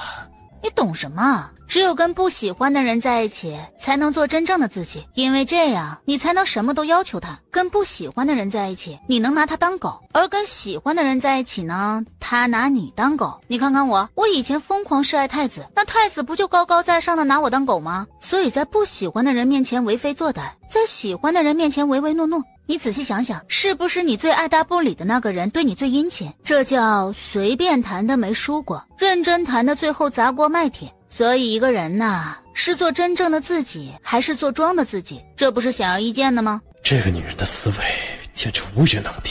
虽然有点道理，但是收手吧，雨嫣，你再这样下去，你的红鸾星都被你自己添没了。不关红鸾星的事，因为我根本不打算嫁人。这么说吧，只要我正常发挥，就能单身一辈子。你思想前卫，可以不在乎名声，也不想嫁人，但你的父亲母亲可接受不了你终身不嫁。虽然你没了清白之身，但他们肯定会想方设法为你寻一门不让你受气也不让你受辱的人家。你说的的确没错，所以呢，我现在基本上天天给我母亲灌输女子并非只有嫁人一条路可走的思想。反正自己先试着努力去改变他们的想法呗，如果最后真的改变不了，那就嫁呗，实在不行呢，我最后走个过场便宜你，跟你搭伙过日子得了。隔壁雅间的江寒雨听到她最后可能会嫁给林鹤清搭伙过日子时，俊眉紧蹙，心脏更是像被人狠狠掐了一下一般，心中酸涩难忍的她不愿再待下去，因为她生怕自己再听一会儿就会听到林鹤清向她表白，并说出随时愿意娶她的话。你可快拉倒吧，你刚刚才说过会拿不喜欢的人当狗，所以你千万别来霍霍我啊！我可是要迎娶公主走上人生巅峰的，我的后院可没位置给你啊！你求我霍霍你我都不霍霍。行了，既然正事谈完了，那我就回府继续躺平享受了。哦对了，眼下正值暑伏天，早上出门小可爱，晚上烤成一道菜，横批人生无常，大肠包小肠。所以我接下来不打算出门了，就天天宅在家里，享受我这些年错过的荣华富贵。以后若没到非要见面的地步，咱俩没必要再见面了。你落得个心仪我的名声，也影响你日后娶公主。既然一别无期，那我这次就将你送到府门口。一来这是作为追随者应该做的，二来嘛，我登门约你出来，最后护送你回去，也算是有始有终。还挺绅士，那我就祝你和公主一胎生8个，个个是男娃。住得好，下次别住了。我来这2个月吃遍了京都，这里的食品如你所说，纯天然无添加，绿色且健康。饭后走一走，路边又吃99，别再给我买了，我吃不下了。果然啊，出来混迟早要胖的。果然啊，出来混迟早要胖的。路程过半，路过一个杂耍摊时，苏雨嫣驻足，她摸出10两银子上前放到打赏的盆中后转身离去。姐姐请留步，您给的赏银太多了，为表示感谢，我再给您表演一个吧。苏雨嫣刚要说不用了，小女孩就已经开始表演了。小女孩额头顶着巨型方桌，金鸡独立，空中抛接等惊险绝技。小女孩刚将巨型方桌放回原位，就两眼一黑的晕倒在地。苏雨嫣刚要大步上前，却有一身穿血色锦衣的男子快她一步。天气炎热，他喝了冰凉的井水后，就在炎炎烈日之下暴晒，这是击中了阴暑，也中了阳暑，也就是暑湿夹杂症，而且他气血不足，身子有些羸弱，需要好好调理。我开个方子给你，你们按照方子给他调理一下身子。药材贵吗？不瞒你说呀，我们一家5口啊，是从羌州逃难到京都的。他娘还带着2个孩子等着用卖艺的钱买口粮活命呢。哎呀，羌州旱灾死了很多人了，我们一路上靠着卖艺活着到京都啊，实在是没钱给他吃药调理身体呀。这些天若不是靠着瑞王殿下每日的施粥啊，早就不知道饿死多少了。这位公子啊，您能先让我女儿快速醒过来吗？他属正夹杂气血两虚，一时半会儿醒不来。这10两银子算是我方才看表演的打赏，你们先去最近的药堂给他抓药。看着面黄肌瘦的小女孩，苏雨嫣觉得瑞王削康王脑的一事真是为民除害。他走到小女孩身旁蹲下，号脉并望闻问切之后，从宽袖中取出针包铺开，并行云流水般开始施针。他丝滑的针法直接惊呆了眼前的白衣男子。一盏茶后，小女孩醒了过来。你方才的表演呢，精彩绝伦，是姐姐看到过最精彩的演出。既然你是因为专门给我表演而中了暑，那这100两银票就作为你的医药费和演出费。你们若是愿意，就暂住在我家的庄子上。我听说羌州有好多人来京都逃难，等他的身子养好了，你创办一个布袋戏戏班，可以从难民中招募一些愿意学布袋戏的人，也可以招募京都本土的人，银钱由我来出。多谢菩萨心肠的贵人呐！今日若不是遇见贵人，草民一家不知能在京都苟活多久啊！我走了，晚些时候我安排人到城外的城隍庙接你们到我家的庄子上居住。姑娘请留步，在下骆无尘，是太医院的院判，家父乃药王谷的谷主，骆家世代医药世家，所以在下对医学甚是痴迷。姑娘方才的针法出神入化，效果立竿见影，在下见所未见，虽想向姑娘请教一二，还请姑娘不吝赐教。我要长相有名声，要名声有疯癫的，这你都敢来赐教？刚才那位女孩身体羸弱不堪，加上她中了阴阳两暑，至少需要1天方能苏醒。可苏姑娘只略微出手，便让她快速苏醒。可见姑娘医术高超。说姑娘肯教，在下可拜姑娘为师。救人一命胜造7级浮屠，就冲你方才在小女孩昏倒的时候第一时间冲上前去施救，也是个3观正的。不错不错，3观很正，5观更正，可以考虑收做关门弟子。关门弟子在我这里顾名思义，3观正的教关门，5观正的关门教，3观和5观都极正的关上门仔细教。如此一来，你还想拜师吗？完了，小姐一中咋越来越严重了？在下醉心于医学，只要姑娘不吝赐教，在下愿拜苏姑娘为师。别人是为医学而献身，你是为医学真能献身啊！我颠名在外，想必你也有所耳闻，所以方才的话纯属玩笑，你不必真的拜师。你刚才说想学我那行云流水的针法，那你说说吧，你对人体穴位的研究到了何种程度？目前药王谷和整个太医院一共研究出并熟练掌握了199个穴位。人体有361个经穴，48个经外奇穴。要想学习并掌握我那出神入化的针法，必须先摸清所有的穴位。回头我将这409个穴位用作画的方式画出来，并将其作用以批注的方式标注在对应的穴位旁给你。你依照我的图纸，找人按照真人1:1打造一个针灸同人出来，这样可以让你快速掌握全部穴位。待你熟练掌握人体常用的409个穴位后，我再写一本针灸大全给你。等你熟练掌握这些，就能成为医学界的泰斗。我这里还有许多治疗你们治不了的疑难杂症的方法，后期你若想学，我也可以出个册子给你。各行各业都将看家本领视为重中之重，除了嫡亲和亲传弟子，没人愿意互相的。苏姑娘就这般将一身本领毫不保留地传给在下了，有何不可？你方才说了，你父亲是药王谷谷主，你自己也是太医院院判。既然你是医学世家，世代钻研医学救死扶伤，那么我倾囊相授于你，你就可以是医学界的权威代表，然后传给御医们和药王谷的弟子们救更多人的命。这不比我紧紧攥在手里，不愿与人分享要强吗？可是苏姑娘凭这身本事，完全可以自己成为医学界的泰斗，然后在医学史上留下浓墨重彩的一笔啊！我没你那么大的理想抱负，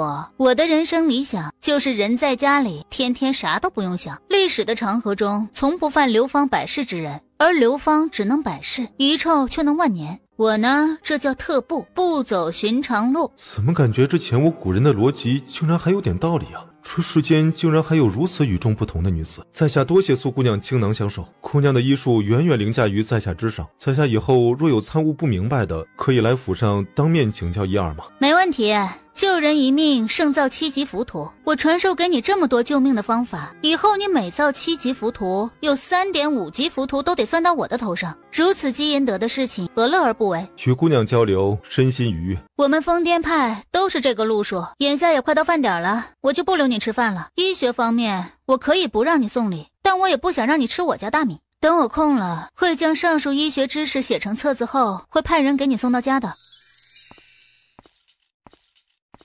夕阳西下，凌风一五一十地将洛无尘在将军府门所做之事汇报给了江寒雨。连苏雨嫣转身回府后，洛无尘在原地痴痴地望着他的背影，久久不愿离开，都一字不差地汇报了。竟然又一个主动去找他的，而且还是药王谷的天之骄子。见自家王爷脸黑如锅底，凌风知道主子这是单方面坠入爱河了，挥退了凌风。江寒雨深呼吸几口，让自己趋于平静。他直面自己，扪心自问，他的心告诉他，既然动心了就娶回家，以免他被越来越多的豺狼虎豹惦记。于是他决定明日下了早朝就到将军府找苏凛夫妇谈婚嫁之事，只要他的父母同意这门亲事，他立刻就去找父皇下旨赐婚，并给他一个盛世婚礼。即刻给吴相阁下达命令，让他们拿出最好的材料，用最快的速度打造出一顶举世无双的万公轿。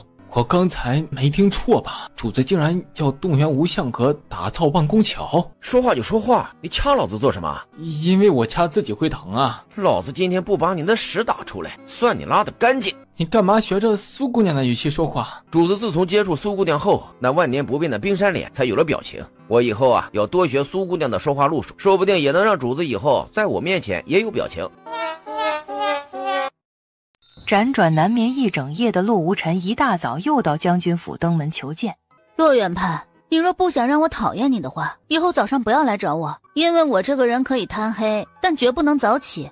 洛某铭记于心，不会再有下次了。苏姑娘先回房休息，待洛某明日下午下了职再来叨扰。来都来了，怎么个事儿啊？我这里有个棘手的病，想看看苏姑娘能否有办法。医案带了吗？给我看看。根据医案推断，他这病痛是血压高导致的，这病在我这里手到擒来，我这就给你写一套详细的治疗方案。多谢苏姑娘赐教。洛无尘的视线始终在苏雨嫣的身上。洛院判还有别的事情吗？夏天蚊虫肆虐，所以一早过来再给姑娘送几个驱蚊的香囊。这些香囊在调配的时候用了不同种类的香，姑娘看看有没有喜欢的香味儿。这么殷勤，洛院判是不是喜欢我呀？洛无尘先是愣在当场，随即耳尖血红。还未等他开口，下早朝归来的苏凛与宣旨公公到了将军府。随着圣旨上的字逐个被太监念出，洛无尘原本明亮的眸光瞬间暗淡。什么？结婚？结什么婚？女人就该专心当世界首富，然后独自美好吗？若是未来某一天遇到一个令自己动点心的，花点银子踉踉跄跄的睡一睡，快活就行了。太监离开后，寂寥落寞的洛无尘也离开了将军府。不想嫁人的苏雨嫣做了一个违背祖宗的决定，她决定立刻去找新郎官商量一下退婚的事宜。当正在操练的江寒雨在听到门房来报说苏雨嫣在府门外求见时，他是不是和我想的一样，也来和对方稍微缓解一下初次见面的针锋相对呢？凌云，让下人将本王那一件玄色锦袍用熏香熏好。嘿嘿，王爷，俗话说人为悦己者容，您这见苏姑娘就是沐浴就是熏香的，肯定是爱惨了苏姑娘。王爷，洛无尘今日一早就去了将军府，属下见您下早朝回来后心情不错，就没向您禀告，以免坏了您心情。如今圣旨已下，那林鹤清和洛无尘只有黯然伤神的份儿喽。听到洛无尘一大早又去找苏雨嫣，江寒雨心中醋意翻腾。谁允许你按住不报的？连续3天，每天加练1个时辰。哎，不是，赐婚这么大的喜事还罚，为什么受伤的总是我？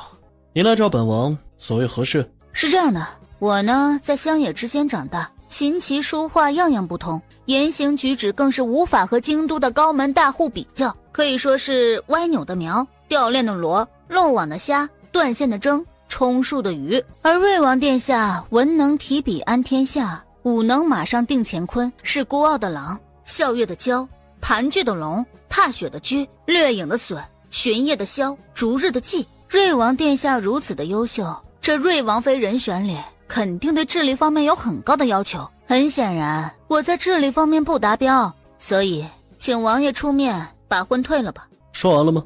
虽然太后盼着王爷娶妻，但娶谁不重要，只要王爷娶了就行。我们之间呢只是意外，而王爷又曾扬言绝不会娶我。既然咱们2个相克，就不要结为夫妻，彼此不痛快了。这退婚理由呢，我都帮王爷想好了。王爷就到御前和太后那里说，那苏雨嫣声名狼藉，太子不要的我也不要。我觉得这样说包能退的。苏家门风清正，也注重厚重传家，怎么就出了这样一股泥石流？而且意外，他的意思是，如果那天他碰到的不是自己，而是别的男人，他也会和那男人翻云覆雨。王爷别忘了，你可是亲口对我说过，本王就算娶一个带着2个孩子的寡妇也不会娶你的。所以呢，还请王爷您就算奔着不食言的原则，也要想个办法把婚退了。天子赐婚，岂能儿戏？她这般不愿意嫁给自己，是因为她心中依然想嫁给太子，还是因为林鹤清、陆无尘入了她的眼？天子赐婚，新郎又没退婚的意思，自己若抗旨拒婚，定会给苏家带来天大的麻烦。既然这门亲事定是板上钉钉的事情了，那就既嫁之则躺之，反正在哪儿躺都是躺。在瑞王府躺平享受，朝廷每个月还要给自己一份月俸，好像比在自己家当米虫吃自己家要强一点。回到书房的江寒雨只觉心烦气躁，根本就静不下心来处理手头上的政务。他方才半点都不想嫁给自己的模样在他的脑海里循环播放。午膳过后，自己将自己哄好的江寒雨去了将军府。苏将军，恋爱这些日子因本王而被人指指点点，这些个奇珍异宝是本王的一些心意。至于坊间的流言蜚语嘛，本王会用实际行动让百姓自行闭嘴。瑞王殿下言重了，小女才被接回府半年，言行举止上有些离经叛道，本身就饱受非议。瑞王妃本就应该风光无限，本王会让瑞王妃由被人指指点点转变为被人羡慕嫉妒。内务府送来的聘礼是皇家出的，除此之外，本王明日申时会以瑞王府的名义向将军府再下一份聘礼。大婚当天，百里红妆，8台大轿，更会样样齐全。苏凛夫妇闻言，眼里全是喜色。老臣谢过瑞王殿下的抬爱，本王绝不会亏待自己的妻子。既然圣旨已下，不管谁做本王的王妃，风光无限，是首位的。申时一刻，不速之客，让将军清静。殿下御旨汝临，蓬荜生辉，请入凤鸣。府门洞开，聘礼鱼贯。南海明珠10虎，蜀锦云缎100端，赤金头面12副，翡翠屏风1双，和田玉如意4柄。瑞王突然击掌，2名侍卫上前，手中捧着一对活雁。苏凛夫妇目瞪口呆，雁乃忠贞之鸟，一生只择一偶。瑞王此举只是在维护皇家体面，还是真的对女儿有2分喜欢在里面？众人以为礼毕，忽闻嘶风啸月之声，一匹汗血宝驹被引入庭。苏将军英武善战，而虎父无犬女，此马乃是西江贡品，日行千里，性情温顺，将与小姐全当是玩赏。苏凛神色一凛，连忙朝瑞王深深一揖：我这丰功伟绩的爹就是牛，竟让堂堂亲王为了拉拢不仅自动忽略我无法直视的名声，还如此的下血本示好。有真本事的人，果然会有人三顾茅庐啊！有爹如此，夫复何求啊！他双眼放光，应该是对我下的这些骗礼还算是满意吧。许嫣，瑞王殿下此举会平息外面那些铺天盖地的流言蜚语，你终于苦尽甘来了。瑞王殿下这么多年不近女色，你嫁入瑞王府后，若能生个世子，那么你的地位就稳了。你懂什么？生个女儿才叫地位稳。许嫣，不管到哪家，可都是母凭子贵呀，我可从没听说过母凭女贵呀。什么母凭子贵？儿子是继承自家家业的，而女儿是继承别人家家业的。你和大哥继承的将军府家业，哪有我以后继承瑞王府家业强啊？所以，到底是母凭子贵，还是母凭女强？真晦气！我和一个脑子有坑的人说那么多干嘛？次日，瑞王下聘之事遍传京都。瑞王这一举动成功让苏雨嫣上了大风的热搜。本王来找林鹤清。瑞王殿下稍等片刻，老臣亲自去将犬子叫过来。臣民林鹤清见过瑞王殿下。瑞王殿下误会臣民了，臣民对瑞王妃并没有任何非分之想。瑞王殿下，臣民不仅对瑞王妃没有任何非分之想，而且和您还是一个阵营的呀。不瞒殿下说，臣民喜欢猎奇，一般颠的臣民会嗤之以鼻，但颠的京都人尽皆知的，臣民就想会会他。所以臣民前些日子主动去找苏姑娘，纯粹是因为臣民活这么大从没见过这么颠的人，想大开眼界一下罢了。岂料在后来的交谈中，臣民发现苏姑娘不仅思路清奇，异于常人，还有很多闻所未闻的点子，所以臣民就剑走偏锋，和苏姑娘一起联手做生意。事实证明，苏姑娘的确有几分本事，她所说的消食治兵是真赚钱呐。臣民前几天刚把卖兵的消息放出去，就引得不少富商豪绅争先恐后的买。不仅如此，苏姑娘还是一个心有锦缎之人。前些日子，臣民送苏姑娘回府路上，她救了一个在杂耍摊卖艺的女孩。得知他们一家是从羌州逃难到京都之后，苏姑娘果断施以援手，并决定以后在合作生意上招募逃难过来的难民做工，给他们一条活路。臣民对苏姑娘佩服得五体投地，决定为她马首是瞻。如今她既是您的瑞王妃，和您是一家人，那臣民自然也就是上了您的船。太子和康王都想拉拢，却一直保持中立的林家，就这么站队我了，而且还是因为端王妃站队的我。瑞王殿下放心，苏姑娘既然已有婚约在身，那么臣民定不会再去找苏姑娘。经过一番观察和分析判断，江寒雨知道林鹤清和苏雨嫣是真的没有男女之情，但又仅只凭几次接触就让他誓死追随，并代表林家果断站队自己。他的王妃身上的谜团重重，不过还真是有趣。从丞相府出来时，江寒雨神色稍霁，和来时黑如锅底的脸色截然不同。去洛府，去洛府。到了洛府，与洛无尘仅对话了2句，江寒雨就知道他对苏雨嫣是有男女之情的，而且还不少。你喜欢谁，本王管不了，他已有婚约在身，你若因控制不住自己的情感而坏他的名声，别怪本王不仁。就算王爷不出言警告，任何对他不好的事情，下官都不会做。洛无尘的这句话激发了江寒雨作为男人的胜负欲。无妨，不管有多少人惦记未婚妻，我都有信心让苏雨嫣爱上我。以前万分抗拒娶妻的他，现在每天都在盼着大婚那日，每天都嫌日子过得慢。一日下午，在房间里画人体穴位图的苏雨嫣被太后派来的嬷嬷请进了宫。你别紧张，哀家传你过来，是想看看自己的孙媳妇。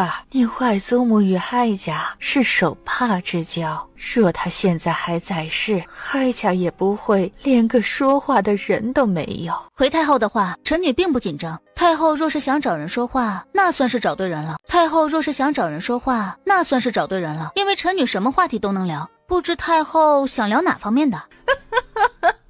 你可知，以前每次哀家传你外祖母入宫相伴，她在哀家面前尚且小心翼翼，你这丫头倒是胆大敢说。正因为臣女从出生就流落在外，对规矩礼仪十分欠缺，所以才敢在太后面前大言不惭。哀家众多儿媳妇、孙媳妇，在哀家面前皆小心翼翼、战战兢兢，还真是从没见过你这般随性敢说的妙人儿。既如此，哀家就和你聊聊。社交牛逼症的苏雨嫣用最幽默风趣的语言与太后聊了起来。很快他就把太后的情绪价值拉满了。太后久违的笑声回荡在永寿宫。陪哀家聊那么久，也累了吧？来人，赏苏家千金琉球吃菊4架，缂丝宫装6套，白玉观音1尊，檀香木雕12件，月光石耳坠7对。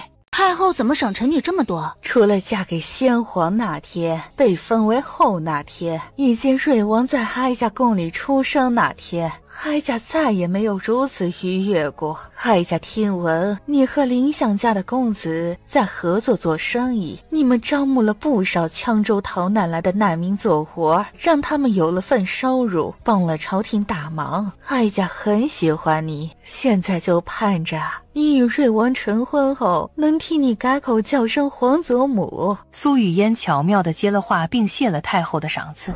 苏姑娘请留步，近些天骆某整日被一问题困扰，已经到了食不下咽的地步，还请姑娘为我答疑解惑。苏雨嫣驻了足，但并未回眸。你说，苏姑娘，一见倾心和短暂的相处是礼物还是惩罚？你不贪心便是礼物，你到现在若还不死心，骆公子，皇家威严不可侵犯，且于我而言，嫁给瑞王就是最好的归宿，别再对我抱有期待。于我而言，嫁给瑞王就是最好的归宿，别再对我抱有期待，既是保全了自己，也是保全了你的族人。我非良人，放过自己。多谢苏姑娘答疑解惑。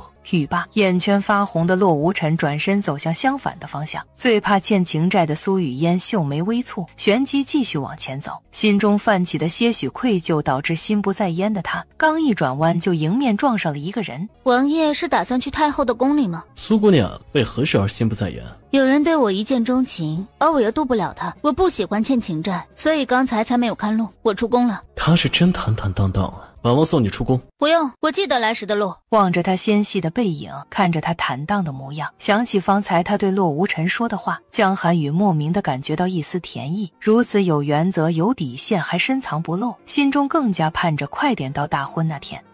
失去势力庞大的江家，江怀瑾如少了左膀右臂一般。瑞王的能力本就在自己之上，如今深得军心的瑞王又得到了苏家的支持，自己若不做点什么，这江山早晚得让瑞王抢了去。太后偏心瑞王人尽皆知，而苏雨嫣的外祖母与太后是手帕之交，如今太后又如此喜欢苏雨嫣，若是得到了苏雨嫣，肯定也能得到苏家和太后的支持，只要最终能得到皇位，过程龌龊点没什么。翌日，小姐，方才东宫的人给您送来了这个，说里面是太子殿下的亲笔信。苏雨嫣接过信看完之后勾唇，给太子回个话，想见我一面，送书信不行，送银票才行，而且是3000两，少1文都不行。太子都敢讹，小姐威武啊！这话传到太子江怀瑾的耳中后，江怀瑾百思不得其解。他以前不是每天都对我围追堵截，为我痴狂，非我不嫁吗？怎么现在我主动找他，他竟然问我要银子？江怀瑾转念一想，他这肯定是因爱生恨闹脾气了，只要自己亲自去一趟，他定会像从前那样为自己痴狂。你去问问太子带够3000两银票了没？若是带够了，等我午睡完就赏脸见他一面；若是没带够，让他回东宫取够银子再来。小姐，您就这么晾着太子殿下，与理不合。他这个时候来找我能有什么好事？不是想吃回头草拉拢苏家，就是想让我帮他去谋害瑞王。流动的水没有形状，漂流的风找不到踪迹，任何案件的推理都取决于心。小姐，您就这么晾着太子殿下，与理不合。要不是想赚他这3000两银票，我早就让你去通知瑞王，他的未婚妻被兄弟惦记了。小姐虽然说颠就颠，但是有点爽，是怎么回事？当秀儿将苏雨嫣没有3000两银票不见面一事转述给江怀瑾后，他憋着一肚子气回东宫取银票。2刻钟后，小姐，太子将3000两银票送来了，您现在要去会客厅见他吗？我没睡醒，让他继续等着。他若不想等，就退他1500两，让他下次再来。以前小姐疯狂对太子殿下示好的时候，他高高在上不搭理，现在太子殿下反过来求见小姐了，爽！当等了1个多时辰的江怀瑾看到姗姗来迟的苏雨嫣时，气都不打一处来。太子殿下找我何事？姑知道你疯狂迷恋姑，心中更是非姑不嫁，所以那林鹤清主动向你示好，你才无动于衷的。姑也知道你这是在因为退婚一事而和姑置气呢。现在姑给你一个做太子妃的机会，你嫁入瑞王府后，把瓷瓶里的粉末每日在瑞王的饭菜里加上一点，等他没了之后，姑就10里红妆娶你，并让你做太子妃。待姑登基后，你就是母仪天下的皇后。我知道我有种脑干缺失的美，但你不能因为我美就给我吃这么硬的饼，我啃不动。苏雨嫣，这是你唯一一个能嫁给姑的机会，姑劝你好好把握。呀，太子殿下是不是看出来我有超能力了，所以才来找我干这种事儿？超能力？你有什么超能力？事事超出我的能力，所以我可干不来这事儿。不过呢，你若给我100万两的话，我可以为财作死一下。你要不要听听自己在说什么？姑为一国太子，这普天之下还没人敢向姑张口要钱。那怎么办呢？要不太子殿下报官吧，就说我勒索你100万银两，才肯出手帮你毒死瑞王。江怀瑾被他颠得头皮发麻。行了，面也见了，话也说了，我回了。太子殿下以后有什么天大的事儿，也不要再来找兄弟的妻子了，因为这样显得你色胆包天，也会收获很多负面情绪。这还是那个为自己要死要活的苏雨嫣吗？以前只觉得你不知廉耻，现在脑子还有点病。苏雨嫣，姑可就给你这一次机会，你最好不要耍小性子，好好的考虑考虑。太子殿下，除了生死都是小事儿，而且生活不仅有眼前的苟且，还有前任的请帖。所以你在我大婚的当天给我随1万两份子的钱哦，你若不随，我就看不起你。你人可以不来，份子钱可一定要到哦。他这是在欲擒故纵，还是被夺舍了呀？待江怀瑾离开后，苏雨嫣觉得江怀瑾说的有些道理，她是该好好考虑考虑。于是考虑了一小会儿的她，果断拿着桌上的瓷瓶去了瑞王府。苏姑娘找本王何事？倒也没什么大事。方才太子到府上找我，并给了我一瓶药，他让我嫁入瑞王府后，每日在你的膳食里下一点。他还承诺我，等我毒死你之后，就10里红妆的娶我，并让我当太子妃，以后当皇后。我这人呢，爱摆烂，怕麻烦，更不喜欢弯弯绕绕，所以呢，我选择打开天窗说亮话。我既和王爷有了婚约，而我父亲母亲既收了皇家的聘礼，也收了王爷的聘礼，那么你就是我的合法夫君。涉及性命攸关的事情，还是不瞒着对方的好。这毒药我给你放这儿了啊，你若想吃呢，自己往饭菜里加。行了，我回了。咱们大婚见。本王让灵夫送你。嗨，不用麻烦了。哦，对了，我突然想起个问题，顺便问问王爷吧。你说。瑞王府的花园大吗？很大，不知苏姑娘喜欢养什么花？若是府上没有，本王这就派人去寻。我不喜欢养花，我想做花，花矫情难伺候，别人都小心翼翼地照顾着，而他本身不高兴就死掉。你我大婚在即，所以王爷提前交代好瑞王府里的下人，我过门之后让他们小心地伺候着。若惹我这娇弱的富贵花不高兴了，我就一不小心死在瑞王府，让你们鸡犬不宁。大婚那日，本王8抬大轿10里红妆，瑞王府没有人敢怠慢苏姑娘。还有一事儿，我没有打算暗中毒死王爷，也算是救了王爷一命。王爷这些年战功赫赫，得陛下不少赏赐。既然我对王爷有救命之恩，我建议王爷用金钱冲抵救命之恩。江寒雨不说话了，要不是知道他自掏腰包救济了不少难民，他会以为他这么贪财是想着以后造反。这个不给没关系，就当我送王爷一命。还有件事儿，我得提前和王爷说清楚。方才我让太子在我大婚当天给我随1万两，如果太子那天真随了礼，王爷可要把这1万两给我哦。毕竟我自己拉下脸面凭本事要的，可不能给了王爷。我说完了，走了。就算你不开口，等我们拜了堂，本王也会让你执掌王府大权的。小姐，奴婢有句话想对您说，奴婢如果不说出来，心里难受。畅所欲言。小姐，您怎么直接当着瑞王府下人的面，就明晃晃说出了太子殿下让您毒死瑞王殿下的事情啊？奴婢深知下人们嘴有多碎，不出1个时辰，这个消息就传到太子殿下的耳朵里了。我怕风浪大，多大点事儿啊？太子知道就知道呗。为了彻底让太子歇了利用我对付瑞王的心思，这是最好的办法。还有，我今日出门看了皇历，皇历说今天一开门见山。您这也太开门见山了，历朝历代跟皇子之间的斗争，哪有明晃晃的摆在台面上的？落日荣金，苏雨嫣到瑞王府告发太子让他毒死瑞王之事传到江怀瑾的耳中时，江怀瑾气得胸口发疼。该死的女人，淘气脾气还没完了，她这欲擒故纵玩的也太过火了。气不过的江怀瑾第2天一早又来找苏雨嫣，他是来让他帮忙出面澄清的。太子殿下稍等，奴婢这就去喊小姐。已经摸清楚苏雨嫣生活习惯的秀儿并未去喊苏雨嫣，而是专门去给江怀瑾沏了茶。秀儿从腰间摸出一个瓷瓶，打开并将无色无味的粉末倒入了茶水中。你当众推婚我家小姐，让我家小姐沦为京都的笑柄也就算了，昨天竟然还敢让我家小姐去毒死自己的夫君。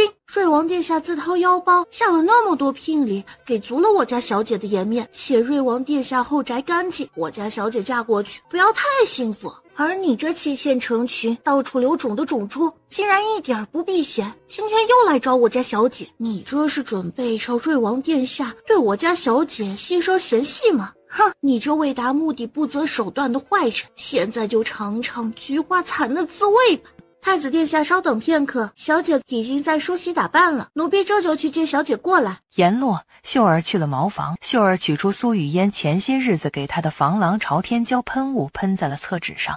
本来还特别困倦的苏雨嫣，听到秀儿做的这惊天地泣鬼神的大事后，立刻困死床上惊坐起。秀儿，你要是这么玩的话，我可就不困了呀。这么好玩的事情，我得到现场观摩呀。太子殿下大驾光临，所谓何事？江怀瑾刚想说话，却见他忽然皱眉起身。事情一会儿再说，姑的肚子有些不舒服。将军府的茅厕在哪儿？太子殿下虽小的来，小的带您过去。我这防狼喷雾辣椒水可是超级带劲儿，辣得你菊花残，满地伤，准备面对疾风吧你。江怀瑾离开后，秀儿立刻将下了泻药的茶水端走处理掉，然后将早已备好的替用茶盏放在原位。正当苏雨嫣悠哉悠哉地品着香茗的时候，就听茅厕方向传出几声响彻天际的惨叫。不一会儿，就见江怀瑾一改昔日仪态。你们好大的胆子！你们对姑做了什么？什么大胆？我怎么听不太懂太子殿下在说什么呀？太子殿下是哪里不舒服吗？不好说，不好说。我知道了，我爹两袖清风，那点俸禄只够将军府上上下下的人吃饱穿暖，所以府上的茶叶呀，都是去年或者前年的旧茶。太子殿下是天皇贵位，喝茶肯定只喝新茶。今日这是喝了我家的陈茶而闹了肚子吗？既如此，我这就让府医给太子殿下来瞧瞧。喝陈茶怎么会喝得屁眼疼？竟是有人在茶水里或者厕纸上加了东西。将军府的人好大的胆子，竟然敢这般对待姑。太子殿下，饭可以乱吃，话可不能乱说。即使我家武将出身，脑子比不上文官那么好使，但我们府里的人也不会傻到在自家坑害太子殿下呀，这不是自寻死路吗？殿下先坐一会儿，我这就让下人们去请府医来看看这茶水里到底有没有被人添加过东西。你们两个，一个拿着姑方才喝茶的茶盏，一个到茅房将所有的厕纸都拿上。姑这就进宫，让整个太医院的人查查这茶水和厕纸有没有问题。说是有问题，姑要狠狠地参将军府一本。小姐放心，茅房里的那些厕纸，奴婢就只在最上面的2张喷了防狼喷雾，已然已被太子殿下用过并丢了。侍卫们待会儿拿的那些都是没有动过手脚的。秀儿，你是怎么做到既社恐又让社会惊恐的？小姐别打趣奴婢了。不错不错，变态又缺德，甚合我意。小姐昨天那猛如虎的操作让奴婢受益匪浅，若是小姐昨天在太子走后没有立刻去找瑞王殿下开门见山，而是选择置之不理，瑞王殿下肯定会因为这件事对小姐心生嫌隙。所以奴婢觉得发癫只是您的保护色，智慧才是您的真性情。即使小姐昨天去瑞王开门见山之举纯粹是想颠一下，小姐这么颠，奴婢也得赶紧转型当个颠丫鬟才行，这样才可以一直伺候小姐而不被他人取代。秀儿，小姐真是越来越喜欢你了。奴婢从小受着夫人的恩，定会誓死效忠小姐。当凌风将江怀瑾早上去找苏雨嫣，最后却夹着屁股1步3蹦地从将军府跑出来，并直奔皇宫一事一字不落地汇报给江寒雨后，江寒雨差点笑出声。他的未婚妻既能凭一己之力施恩底层人民，也能凭一己之力带颠身边人。等下我给你5000两，你带着府中下人买粮食粥。小姐真是菩萨心肠，高风亮节。主要呢是想挑战一下御史的能力，看看他以后会怎么去着密记载又颠又贡献颇多的我。小姐，3天后您就大婚了，咱回府之后让府医来治治您的颠重吧。您在自己家可以为所欲为，嫁到了瑞王府还是正常一点的好。发癫会上瘾，颠颠更健康，你以后会懂的。万一瑞王殿下一气之下，大婚那天不来接亲了怎么办啊？不要慌，不要慌，太阳下了有月光。如果瑞王那天没来接亲，那就是真没来。秀儿啊，你对你家小姐的实力一无所知。以前我在乡下的时候呢，曾救过一个童颜鹤发的老者。他自称仙人，因炼制仙丹时打了盹，炖坏了一整炉仙丹，而被贬下凡受罚历练。机缘巧合之下遇到了我，他在凡间历练完毕，回到天庭之后，专门给我送过一瓶仙丹以示感谢。小姐我呢，早已把仙丹服完，仙丹也早已融入本小姐的血脉，所以小姐我呀，是有些灵力和气运的。在你家小姐这里，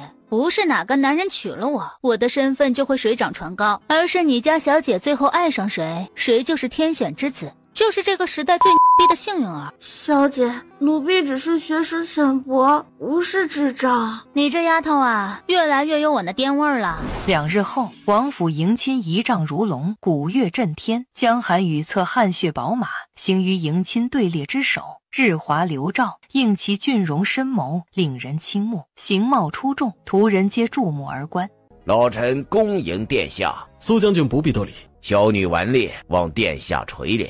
岳父放心，本王必当真知重之。皇家规矩多，你今天进了瑞王府的大门，切不可还像在自己家那般随心所欲。以后你难过了，可以给大哥书信。大哥，我会好好的，咱们苏家也会好好的，你去戍边不用担心家里。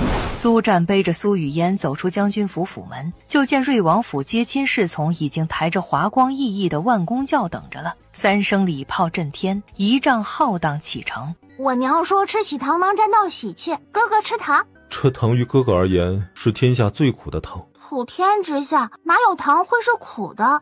累了吗？要不要本王先帮你把凤冠取了，再喝锦酒？嘘寒问暖，不如给笔巨款。这是王府的库房钥匙和账本，以后瑞王府的钟馗由你全权打理。王爷，救命之恩你一点不报也就算了，现在可不兴恩将仇报呀！你快拿走啊！我嫁过来是来躺平享受的，可不是来当牛马的。正常女子如果得到了夫家的钟馗，不应该是喜逐颜开吗？倒是不能够用正常的眼光来看待他，可我偏偏就喜欢这种被他颠得要死不活的感觉。本王明白你的意思了。虽然是包办婚姻，但这新婚夜咱俩还得在同一个屋檐下凑合一晚。说太后和我母亲得知你我新婚夜就分房而睡，后期他们定会绞尽脑汁的让我们同房。所以呢，为了一劳永逸，委屈王爷打个地铺凑合一晚。王爷放心，过了今晚我会离王爷远远的，绝对不会打扰王爷。你还真是什么都敢说呀！本王不打地铺。王爷别看我嫁过来是来享受荣华富贵的，不是来打地铺的。既然咱俩都不想委屈自己，那咱俩就同床异梦凑合一晚。我用被子在床榻中间隔出一条边界线。语罢，他自顾自地用喜被在床榻中间隔出一条楚河汉界。哦，对了，王爷，既婚之则安之。那么我们就说说各自的要求吧。我呢，一共有2个要求。第一，王爷以后往府里抬人，不要选琴棋书画样样精通，而且还能左右手同时写字作画的女子。你若想学这些，本王可以给你找优秀的夫子来教你。我没事学那玩意干嘛？我是怕王爷以后娶一房左右手都特别灵活的姑娘，她会抢我的饭菜。大家都生活在后院，以后逢年过节难免会同桌而食。若我和一个左右手十分灵活的姑娘同桌而食，那我能加到什么啊？当然了，王爷以后娶谁宠谁，我也不会干预插手。但是王爷别让你的女人主动来招惹我，因为我不仅没有道德，而且还五行缺德。在我这里，人间大事吃喝2字，吃好喝好，快乐不倒。只要你的女人不主动招惹我，我绝对不会往你们跟前凑，打扰你们的甜蜜。但是如果他们不知好歹，主动舞到我面前，别怪我出手狠了。这第二嘛，我以后尽自己最大的努力也做不到大门不出二门不迈，所以我回娘家的次数会多一些。我大哥常年戍边，苏老二忽略不计，母亲刚与我这个亲生女儿相认不久，就再次骨肉分离，我得多陪陪她。好，你方才说的2个条件，本王尽属答应。那王爷说说你的条件吧，我尽量都不答应。本王暂时还未想好，等以后想好了再说吧。那以后再说以后的事儿，至于到时候我认不认，也以后再说。江寒雨又不想说话了。由于从不早起的苏雨嫣今日起得比鸡早，所以困到不行的她说完之后安详一躺，原地就寝。2个时辰后，江寒雨让下人去烧热水，且只让下人放到寝殿门口。他要营造出一副他们已经圆房的假象，以便堵住双方长辈的嘴。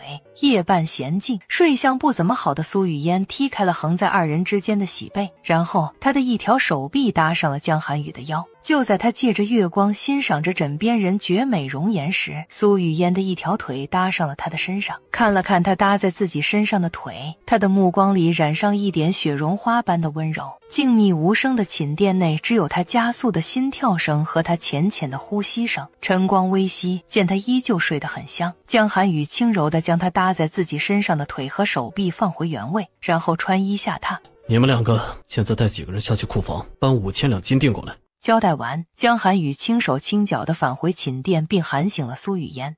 苏雨嫣，该梳洗打扮，进宫敬茶了。苏雨嫣不情不愿地睁开眼，她就看到原本横在两人中间的喜被跑到了床尾，她的起床气瞬间压不住了。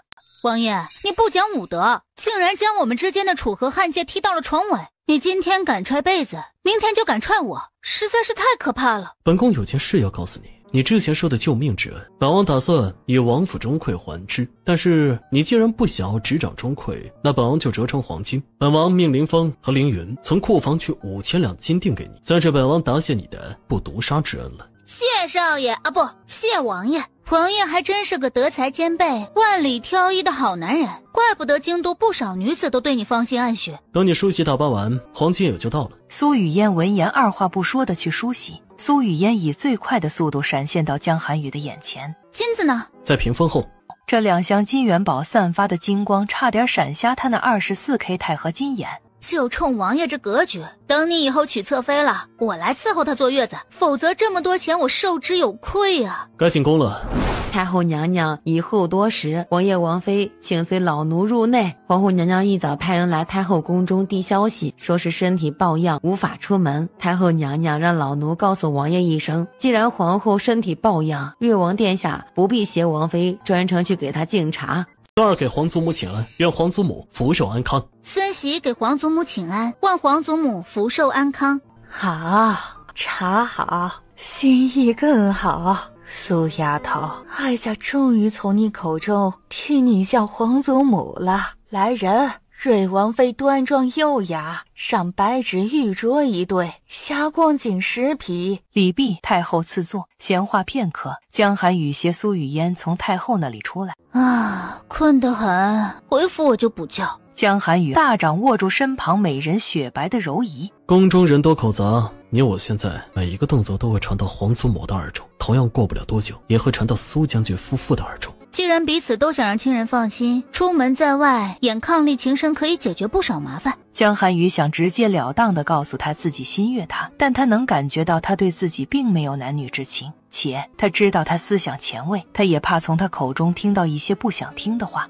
王妃喜欢什么样的男子？王妃喜欢什么样的男子？王爷，我与那林鹤清清清白白，根本不似坊间传言那般。我们本无缘，全靠我发癫。我和他之间纯属合作赚钱的关系，彼此没有一点男女之情。至于洛无尘，希望他早日放过自己。见他主动向自己解释，江寒雨刀削斧凿般的俊脸染上一丝柔和。而至于我喜欢什么样的男子嘛，这还用问吗？我当然是喜欢会发光的男子，比如财神爷和如来佛。王爷能派人让林鹤清1个时辰后到府上一趟吗？我想问问他布袋戏班子的规模如何了。明天回门，我打算让戏班子到将军府表演一番，让亲人们一睹布袋戏的风采。至于为什么是让他1个时辰后再来，是因为我得先补一觉。林峰传林鹤清1个时辰后到瑞王府。王爷与皇室的公主们的关系如何？后宫子嗣不多，所以一直希望后宫子嗣颇丰的皇祖母让本王呵护庇护几个皇妹。本王期待他们仁厚，也承诺皇祖母和他们各自的生母有本王在，大封公主绝对不会背井离乡的去和亲，所以他们及他们的生母都很感激和尊敬本王。你问这个是这样，我想邀长宁公主明日下午到将军府欣赏布袋戏，因为我大哥心仪长宁公主，我想为2人牵个线。好，明日下午长宁公主定会到将军府看布袋戏。王爷对我虽然没有感情，但该给的牌面和尊重真是面面俱到，是真男人。即使王爷是因为想拉拢苏家而对我这般，但王爷如此的表里如一，也非常人能及。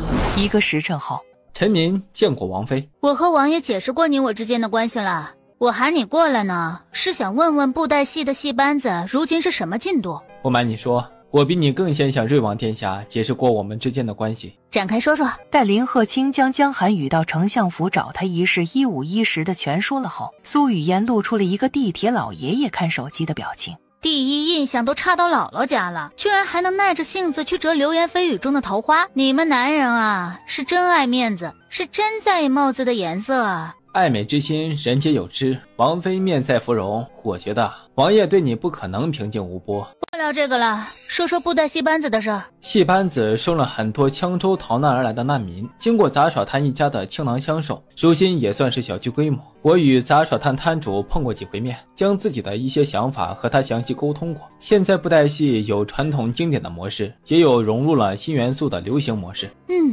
不错不错，你真是天选牛马呀！明日我回门，想让家里人欣赏感受一下布袋戏的魅力。明天末时2刻，你让摊主带着戏班子到将军府上表演，演出费和赏钱少不了他们的。既然你我都向王爷澄清解释过我们的关系，那明日我能否带着班子亲自去将军府？我现在特别想近距离看一看继国名将那威风凛凛的状态，所以很想到安全感满满的大将军府上看看。可以。最近生意怎么样？香皂、肥皂的生产和销售已步入正轨，酒精提纯才刚刚起步，事情太多，所有人手都需要从零学起。生意上你忙前忙后属实辛苦了，你付出这么多，以后盈利你7我3，不必再5-5分了。语嫣，瑞王殿下对你还好吧？谢谢关心，是个人对你都比你对我好。以前我为了苏瑶上你的话没少说，上你的事儿也没少做，是我不对。可是现在我明白了，义无反顾的对和自己有着血缘关系的亲妹妹好才是王道。语嫣，以后我会奉上我全部的真诚，去弥补以前犯下的错的。收手吧，苏老二，2个人互相真诚才是必杀，一个人单方面真诚那叫杀必。怎么感觉这话怪怪的，但又不知道哪里不对劲。我以前对你的态度比你现在对我的要恶劣得多，所以我一定会再来的。苏雨嫣没有再理苏哲，她一个人坐在前厅，边喝茶边做心理建设。1刻钟后，二公子，小姐让奴婢把这块糕点送来给您吃。阿妹她真是刀子嘴豆腐心，味道不错。二公子，这块糕点是小姐方才不小心掉地上的。她听说你一个人在前厅喝着茶，迟迟不愿意走，所以让奴婢捡起来给您送来当下午茶。没事，不管怎样，阿妹这也算是想着我了。语毕，他满面春风地离开了瑞王府。用过晚膳，江寒雨果断去了苏雨嫣的房里。王爷所谓何事？如今几方都盯着你我2人，新婚燕尔，自然是同床共眠，才能够堵得住悠悠众口。你明日回门，今日若分房而睡，你明天如何应对将军夫人的追问？况且本王也不能够让外人觉得是本王不行，才会在探婚第2晚就与妻子各睡各屋。那就同床共枕10天半个月，走个过程。只是接下来的日子，委屈王爷到睡觉的点儿自己送上门来，因为我懒得走1里地去你房里睡。王爷放心，我上道得很。待分房睡的前2天，我会状若无意地向府里的婆子们吐槽王爷太龙精虎猛，太有劲儿了，是我遭不住才要和王爷分房睡的。而且呢，以后我也会和府里的婆子说是我不孕，不是王爷不育，这样王爷就可以在不得罪苏家的前提下，名正言顺的纳新人进府了。王爷被我强过，估计对我只有恨意，没有生理欲望。既然王爷对我清心寡欲，如老僧入定一般，那我就不搞楚河汉界了，反正搞了分界线也是被王爷蹬掉。王爷，夜深了，要不要聊点夫妻之间很刺激的话题？王爷孑然一身多年，一定存了很多钱吧？具体有多少钱呢？我没别的意思啊，就是想算算以后和离了自己能分多少。和离分钱果然够刺激，只是钱你可以随便花，本王这辈子都不会放你离开。明天要早早的起床回门，我给王爷表演一个弹指间入睡。晚安。妻子的风感总带着一股不顾他人死活的美感，可能我爱的就是他这一点吧。没想到我的品味竟然如此的独特怪异。翌日，江寒雨陪苏雨嫣一起回门。晚膳过后，苏雨嫣以要给长宁公主江沁月和云英公主江黛云讲故事为由，将他们带去了后花园的凉亭内。在如此良辰美景下，苏雨嫣给大家讲了个唐僧师徒4人被曹操逼上梁山，途中不仅遇到了倒拔垂杨柳的鲁智深，还遇到了林黛玉，然后孙悟空和贾宝玉雄竞林黛玉的故事。听得同为穿越人的林鹤清是又麻又惊，麻的是他竟然将4大名著串联融合在一起这样讲，惊的是他竟然将4大名著串联融合的无比丝滑后形成了一个新的故事。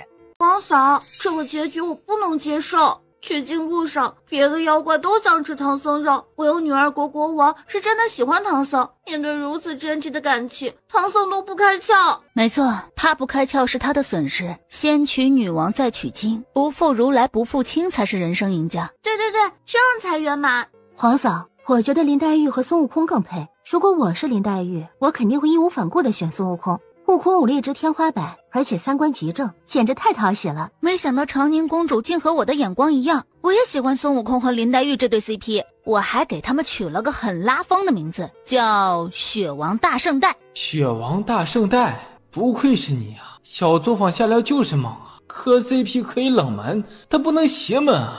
长宁公主，你喜欢我大哥吗？不喜欢。这女人啊，如果可以自己选择，一定要选一个自己不喜欢的人在一起。跟不喜欢的人在一起呢，你能拿他当狗，在不喜欢人的面前你可以为非作歹，而在喜欢人的面前呢，你唯唯诺诺。喜欢人的面前呢，你唯唯诺诺。正常的恋爱固然美好，但完全占据主导的感情才会更爽。所以用心爱的体无完肤，找个不喜欢的，而对方爱自己的不可能输。刚好我大哥对你一往情深，你不喜欢他没关系，但跟他在一起啊，保证错不了。他终于还是颠成了我想象中的样子。哎呀，阿妹啊，早知道你是这样替大哥牵线搭桥的，大哥说什么也不会跟着你来这里啊。我应该在湖底，不应该在这里呀。听君一席话，胜读10年书。皇嫂说的没毛病，我知道皇祖母特别喜欢皇嫂，所以说动皇祖母去找父皇为我和苏将军赐婚一事，就拜托皇嫂了。只是我若真的嫁给你大哥，你我二人之间以后该怎么称呼啊？好说好说，等你嫁进将军府后，咱们各论各的，你喊我皇嫂，我喊你公主。好，就这么定了。啊，这就成了。末将心仪长宁公主多年，定会待公主如珍似宝。父亲对母亲10年如一日，所以苏家家宅安宁。末将会终生不纳妾，与长宁公主一生一世一双人。皇嫂，你为什么不早点嫁给二皇兄啊？我为什么不早点遇到皇嫂？如果我早遇到皇嫂，哪里会在牛角尖里钻那么久？苦海无涯，回头是他。现在一点都不晚，先遇到了错的人也好，这样以后才会珍惜对的人。苏将军威风凛凛，仪表堂堂，而且也立过军功，是京都不少女子的梦中情郎。公主言重了，公主金枝玉叶也是不少男子的梦寐以求啊。只是末将常年驻守边关，若有幸真能娶到公主，公主以后要饱受居多离少之苦啊。敌国好战，隔3差5的就要犯个贱来主动侵犯我国边关，下次敌国再来犯之时，就是我大封一统天下之日。到时候跟着苏雨嫣一统天下，不就可以名垂青史了吗？千古留名之后，不就可以向云英公主表白，并展开猛烈的攻势了吗？前途一片光明啊！将林鹤清的所有表情变化尽收眼底的江寒雨，他的王妃竟然如此的深不可测。妻子到底来自哪里？怎么可以如此的鲜活有趣？从将军府回到瑞王府已是明月高悬，这男人简直就是女娲毕设，又该逢场作戏喽。你方才在将军府给本王2个皇妹讲的那个故事的原版，跟你说出来的大相径庭，对吗？王爷的洞察力真是令人发指。本王想听听原版，你能够为本王讲一下原版是什么样子的吗？好说，我言简意赅，分别将这4个故事讲给你听。2刻钟后，他竟然能够丝毫地将这4个根本不沾边的故事毫无违和感地融合在一起。你觉得本王待你如何？在联姻这方面，王爷做的面面俱到，无可挑剔。王爷这招以诚待人，把我爹娘哄成了胚胎。我爹对你这个女婿十分满意，你成功的将苏家拉到了你的麾下。本王之所以给苏家泼天的体面和给你盛世婚礼，那是因为本王心悦你。若没有遇到心动的女子，本王这辈子都不会娶妻的。妈咪哄！我不管你是何方恶鬼，现在立刻马上从瑞王身上下来。本王没有被鬼上身，所以这桩婚事是王爷到御前要来的。这婚事是皇祖母找父皇定下的，不过皇祖母只是比本王快了一步，因为本王原本就打算第2天下了早朝就找父皇赐婚。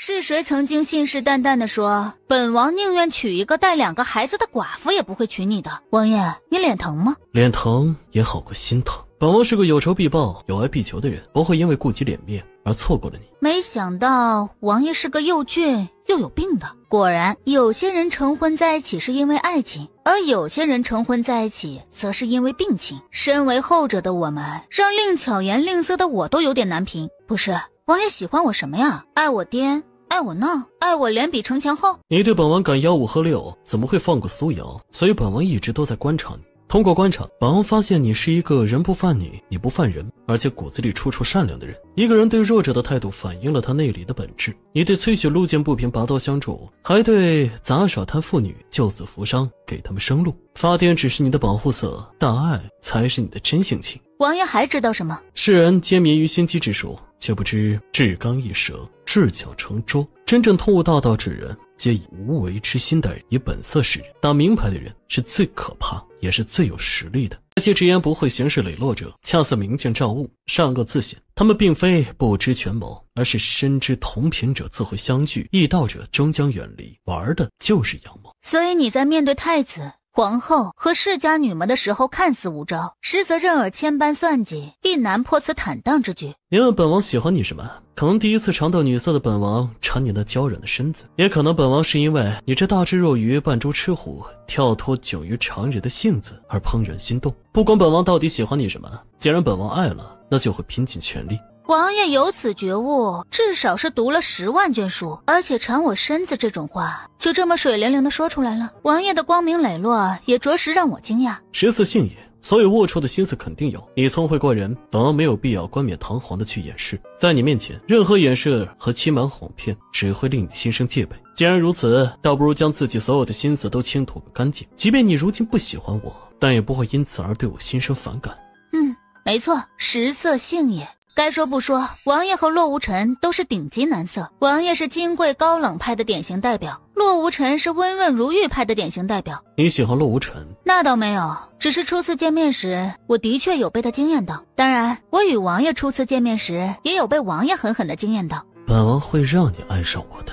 王爷真对我动了色心？本王觉得真心比色心更适合。不重要，王爷可知，在感情里被偏爱的都有恃无恐。既然王爷先动了心，那以后在我面前就不要以本王自称了。好，我这就改。大婚那日你提了要求，现在是我提要求。我的要求是你要如实回答我的问题。王爷问：你和林鹤清都是借尸还魂，对吗？我是9天玄女，此番是来人间历劫的。至于那林鹤清，我不太清楚，毕竟3界很大，我也不是每个人每个魂都见过。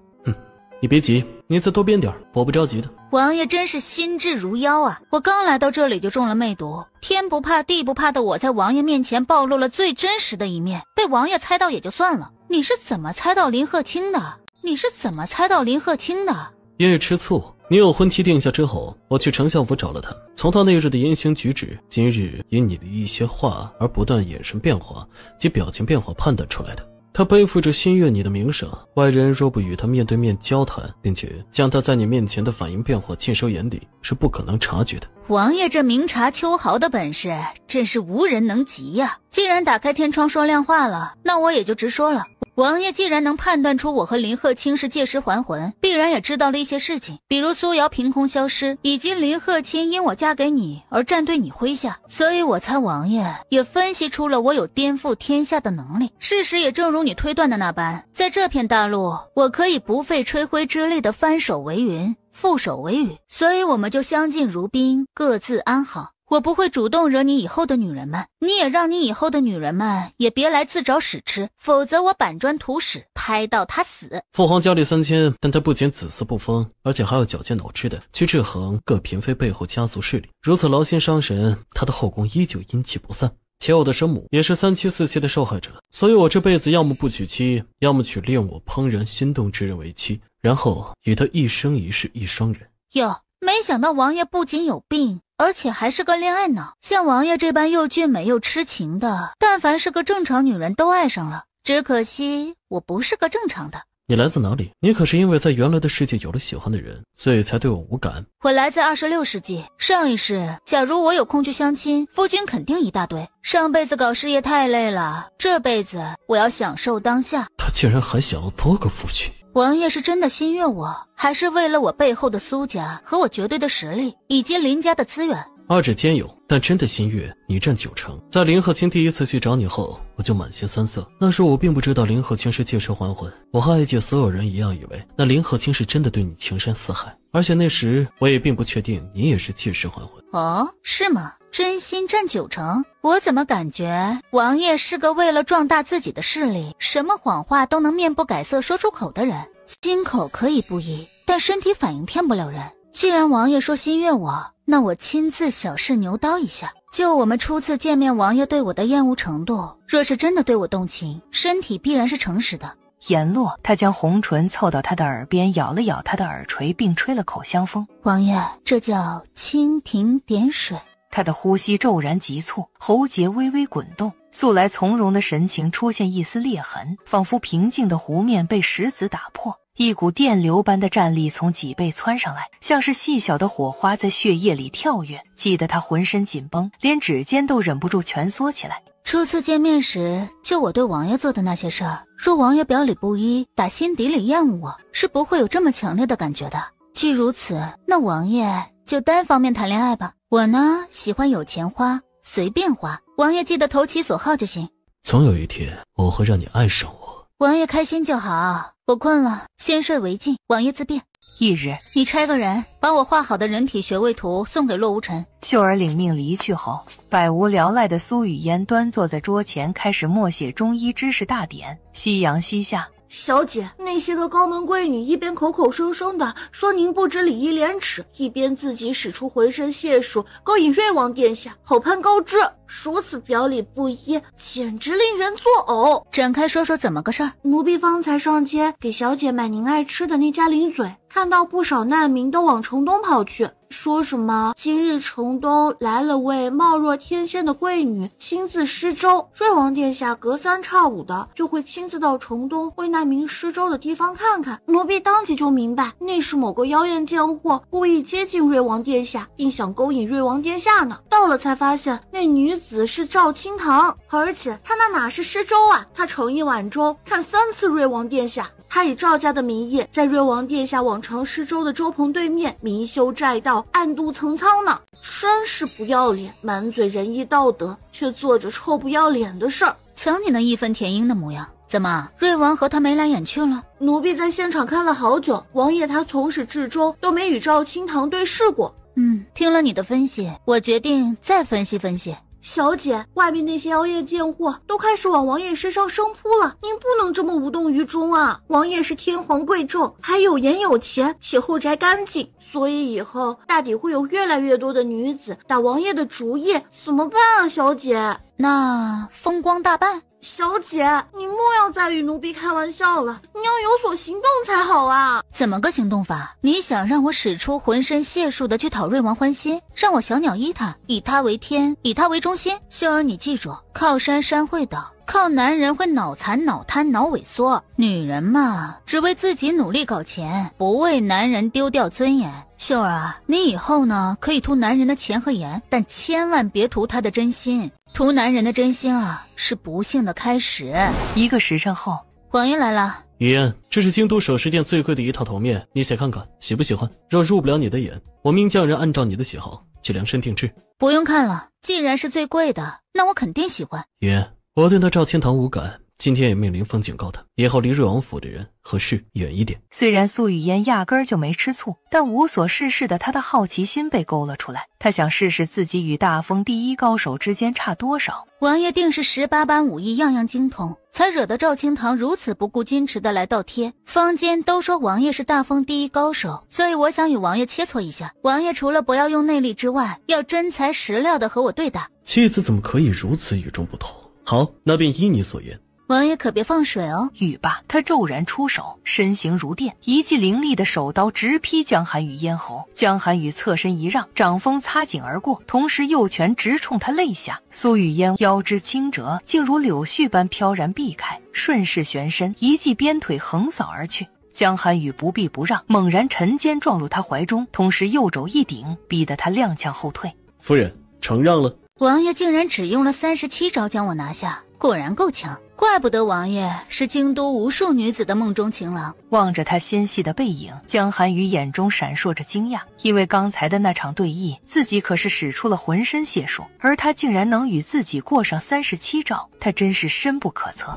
小姐竟然有如此身手，你回将军府9月有余，奴婢竟然没有看出来啊！乡野村间多世外高人，我命好，恢复以前遇到不少贵人，努力学了很多东西。你之前没看出来呢，那是因为我想明白了，根本没必要像以前那样努力啊。当一个人在年轻的时候就将吃喝玩乐、躺平享受作为人生信条，那么当他老了，就会发现人生基本上没什么遗憾了。别人60岁开始躺在太师椅上摇着蒲扇养老，而我16岁就过上了养老般的生活，这叫少走44年弯路。小姐神逻辑。于嫣，你曾说过嫁进端王府来是来享受的，还说过你喜欢有钱花随便花。我仔细地琢磨了这些话，然后前几日就命人做了这个。这是什么？映入眼帘的是一束用纯金锻造的牡丹花。真花你大抵是懒得打理了，直接给金锭又显得不用心。这般将纯金和珠宝结合起来当做礼物，你可还喜欢？但凡值钱的都别问，问就是喜欢。我命人把所有品种的花都结合珠宝做点点缀，打造出成了金花。其余品种的金花，林峰明天给你送到房中。我问了一些人，他们说女子都蛮爱花的，这些花不会枯萎，不需要你打理。不管你喜欢什么品种的花，随时随地都能够拿出来看。没想到王爷这单方面谈恋爱谈得还挺起劲儿。世人皆知真心难得，可真心这东西总要有一人先去有所行动。若我能够以真心换得你心，那我愿意先将其抛出任你查阅。挺好，做得不错，思想也不滑坡，再接再厉哦。你是不信我会只对你一人从一而终？3妻4妾的世道，你又是堂堂亲王，可脑子里是有多有水，才会相信男人新鲜感时期许下的誓言？咋的？上帝把智慧洒满人间，就我脑残打个伞呗？虽然他的肺腑之言很难令他信服，但江寒雨从不服输，反倒越挫越勇。王爷先去休息吧，我得把之前承诺洛无尘的医书尽早写成书册给他，早点清完债，早点一身轻松。你忙你的，我沐浴过后就睡。好。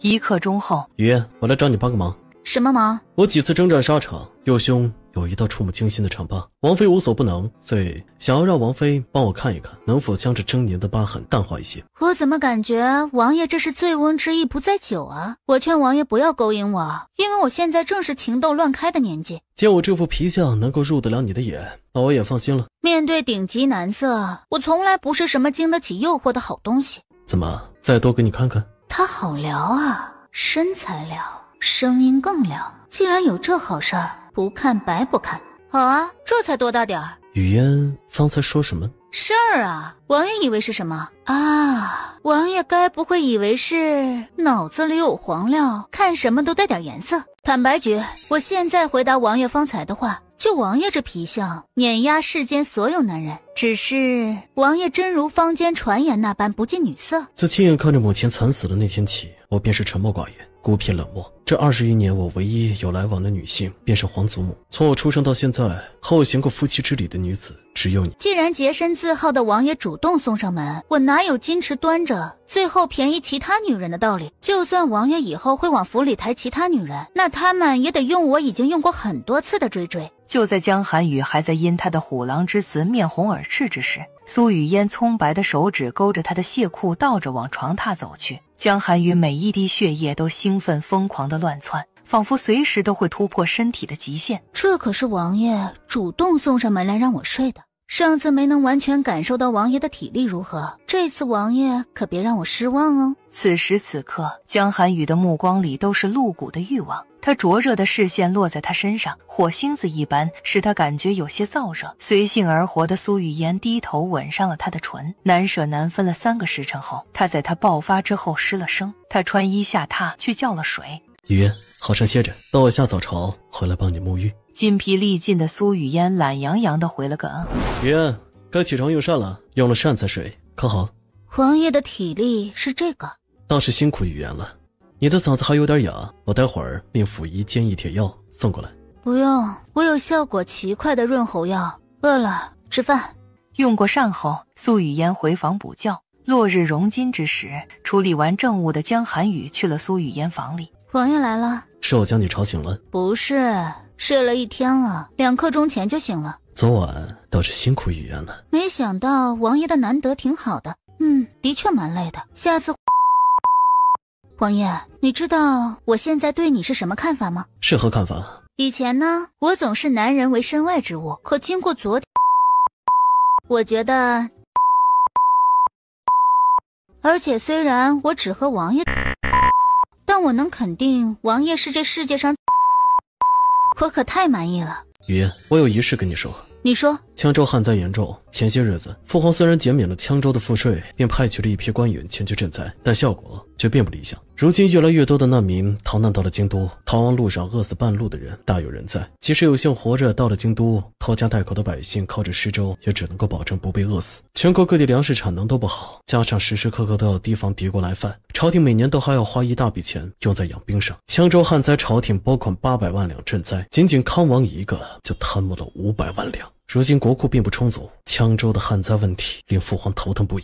今日早朝之上，父皇让文武百官集思广益，商讨羌州旱灾的问题。父皇为此愁得鬓边又添了白发，皇祖母也跟着吃不好睡不好。所以明日早朝，我准备向父皇毛遂自荐，亲自到羌州赈灾，早日帮羌州的百姓解决这一难题。新婚燕尔，就让你经历离别，倒是委屈你了。我不委屈，但我看王爷好像有点委屈。我不舍与你生离，但我是亲王，家国大义面前不得不如此选择。大封有王爷这般大局观的人，实乃国之幸事。王爷到羌州准备如何赈灾？羌州旱灾主要是那一带抗旱依赖天命，缺乏有效的灌溉技术，所以我打算到那里因地制宜，带领组织灾民兴修水利。王爷挺厉害的，不仅武能保家卫国，文也能兴国安邦。兴修水利和开发灌溉技术的确是很有效的办法，但我这里有一个同样有效的办法。我手中有很多耐旱和高产的农作物，配上到羌州实施发展灌溉技术，能彻底解决羌州旱灾的问题。待羌州恢复如初了，可以将这些高产的农作物推广普及全国。我与王爷一同前往羌州，为百姓们重建家园。你曾说过，嫁进润王府是来享受的。羌州与京都隔着千山万水，车马颠簸，所以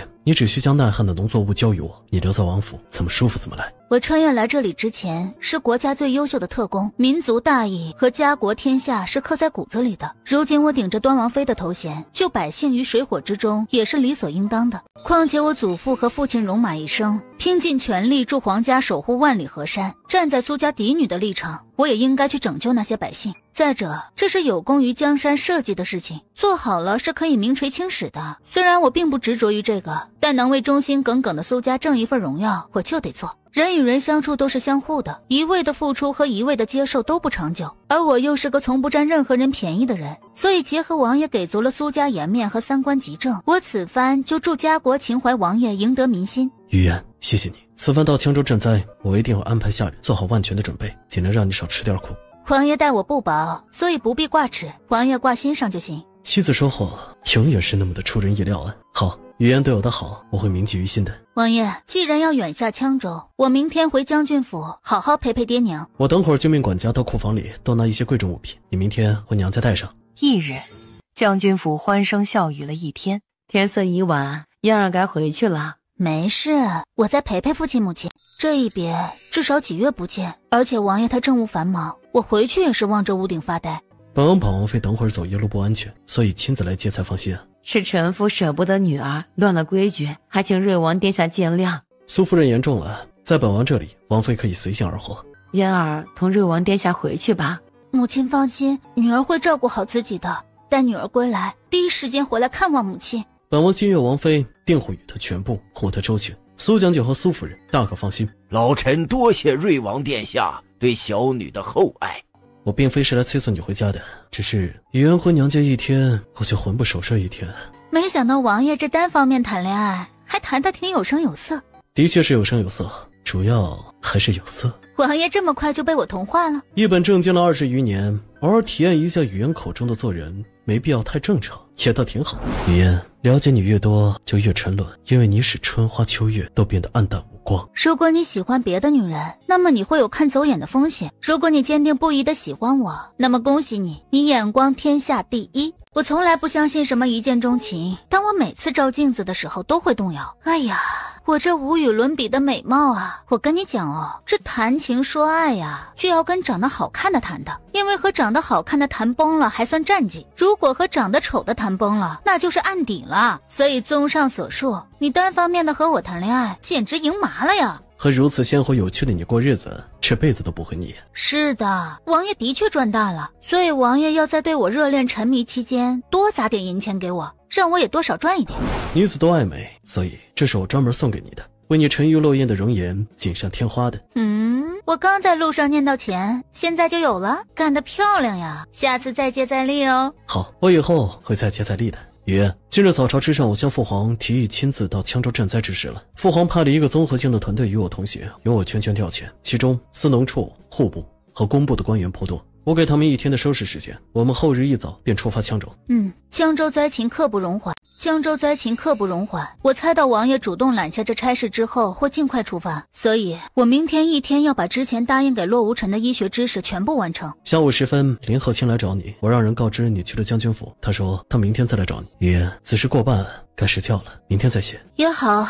林鹤清来找我，多半是想着跟我们一起去羌州赈灾。他一心想扬名立万，此番于他而言也是个机会。他本事不小，若跟着我们去赈灾，能帮王爷不少忙。雨嫣若想让他一同前往，那便让他去。苏雨嫣应了一声，然后准备上榻睡觉。岂料江寒雨大掌包住他的小手，摩挲起来。知道他想干什么的苏雨嫣直言直语：明天我要把医书赶出来，所以今晚不来了。雨嫣让我独守空房1整天，难道不应该补偿我一下吗？没想到王爷是正式的地位，妾室的气度，勾栏的做派，外事的手段。语言深不可测，也眼高于底，我能够让你入得了眼的，也就只有银钱和男色了。我也没有想到自己有一天会使出浑身解数求一个女子垂爱，而且还是用这种手段。淡定淡定，自己什么样的男色没在精彩的互联网上见过啊？这种级别的男色还真没见过，原来这世间根本不存在不为美色所动的人，如果有，那就是不够美。我这人啊，什么都能抵挡，但就是抵挡不了顶级男色。王爷以男色诱之，我若拒绝，岂不是要让王爷以一次勇敢的尝试换来一辈子的内向？那我们今晚通宵，就算以后王爷往府里抬新人了，他们也只能用我剩下的。很快，他湿热急促的吻密密麻麻地落在了苏雨嫣的身上。瑞王府这边是琴瑟和鸣，皇后的宫中亦是灯火通明。母后都安排好了吗？太后前些天刚敲打过我们，本官本来还打算等太后没了以后再对瑞王夫妇下死手，谁知道那瑞王竟然主动请缨去羌州赈灾。他本来就军功累累，深得人心，如今又迫不及待地去羌州赢得民心，要怪就怪他风头太盛，不能怪我们心狠手辣。瑞王，你娶了苏雨嫣，得到了苏家的支持，本就如虎添翼，但你却还千方百计的去赢民心，这不是明摆着要和姑争皇位吗？既然是你自己找死，那姑这次就让你有去无回。卖力一宿的江寒雨如上次那般将他伺候好后去上了早朝。回府，江寒雨给他沐浴、喂水、涂药、揉腰，行云流水，一气呵成。别人是长得吓人，而王爷是别的吓人。我很满意。昨晚倒是辛苦雨嫣了。半个时辰后，门房来通禀，说是林鹤清求见。王爷，臣民知道此等小事不必麻烦您，只需王妃拍板即可，所以您继续处理政务，臣民说与王妃听就行。有点礼貌，但不多。王妃，昨日早朝之上，陛下同意了瑞王殿下提出的去羌州赈灾一事，你带上我吧，我可以出钱又出力。你知道的，我直跨多年，现在急需一些贡献，这样才配得上云英公主。你我的脑子里有着几千年的智慧结晶，而我的空间里也有耐旱高产的农作物种子。此前由你去辅佐王爷赈灾，定能事半功倍；先由你去辅佐王爷赈灾，定能事半功倍。还不是，你怎么把我们借尸还魂的秘密就这么水灵灵的说给瑞王殿下听了？瑞王殿下是人中龙凤没错，但你这恋爱脑也太让我失望了。我恋爱脑？你脑子要是不用，就捐给火锅店。我这精神状态，别说爱上谁，没捅谁就不错了。你都说了这是秘密，我怎么可能说给你我之外的第三个人？是王爷自己猜到的？不然呢？瑞王殿下的洞察能力和判断能力简直登峰造极。燕姐啊，若你没有万能空间，咱们两个加起来估计都斗不过王爷这个古人。即使没有空间，那我还有脑子。他是亲王，还是大封皇室中仅剩的2位皇子之一，又满腹经纶，用兵如神，深知各种谋略，且还有兵权和太后撑腰。皇权时代，权力决定一切，咱们若是没有外挂，怎么可能斗得过他？是道德的沦丧，还是智障在抬杠？瞒天过海，声东击西，暗度陈仓，假道伐国，假痴不颠，上屋游踢，栽赃陷害，挑拨离间，不会吗？再不济，美人计、空城计、反间计、苦肉计、连环计做不来吗？智者千虑必有一失，愚者千虑必有一得。一计不成，那就再生一计。若他实在是个刀枪不入的，那就下蛊下毒控制他，然后自己再出手相救，做他的救命恩人，让他感恩戴德。总之呢，你可以说你自己不行，但你不能说我不行。所以自己刚才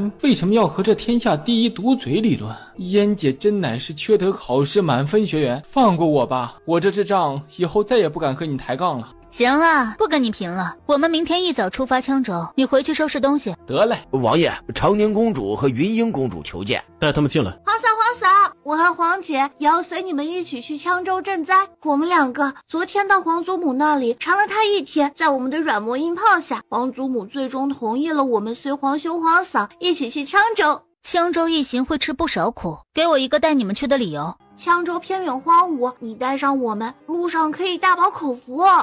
皇嫂，国家有难，匹夫有责。我和皇姐平时在后宫里不是抚琴就是刺绣，无聊得很。我们想借此机会为百姓做一些力所能及的事情，你就带我们一起去嘛。早这样说不就好了？只是你们真的做好了吃苦的准备吗？皇嫂都不怕苦，我们也不怕。既如此，你们也回去收拾东西，明天一早城门处集合。他们相继离开后，苏雨嫣继续奋笔疾书，终于写完了。秀儿，将这医书给洛院判送去。半个时辰后，小姐，奴婢已经将您方才给的3本医书都送到了洛院判手上，知道您明天动身前往羌州赈灾，洛院判他托奴婢给您带句话：此去山高水远，好好照顾自己。秀儿此言一出，江寒与周身的气压骤降。府上的府医是一个医术登峰造极的，此番我已经让府医随行，定会照顾好雨嫣。雨嫣今日当着皇妹和林鹤卿的面说我也挺好的，是不是雨嫣对我也有一点点动心呢？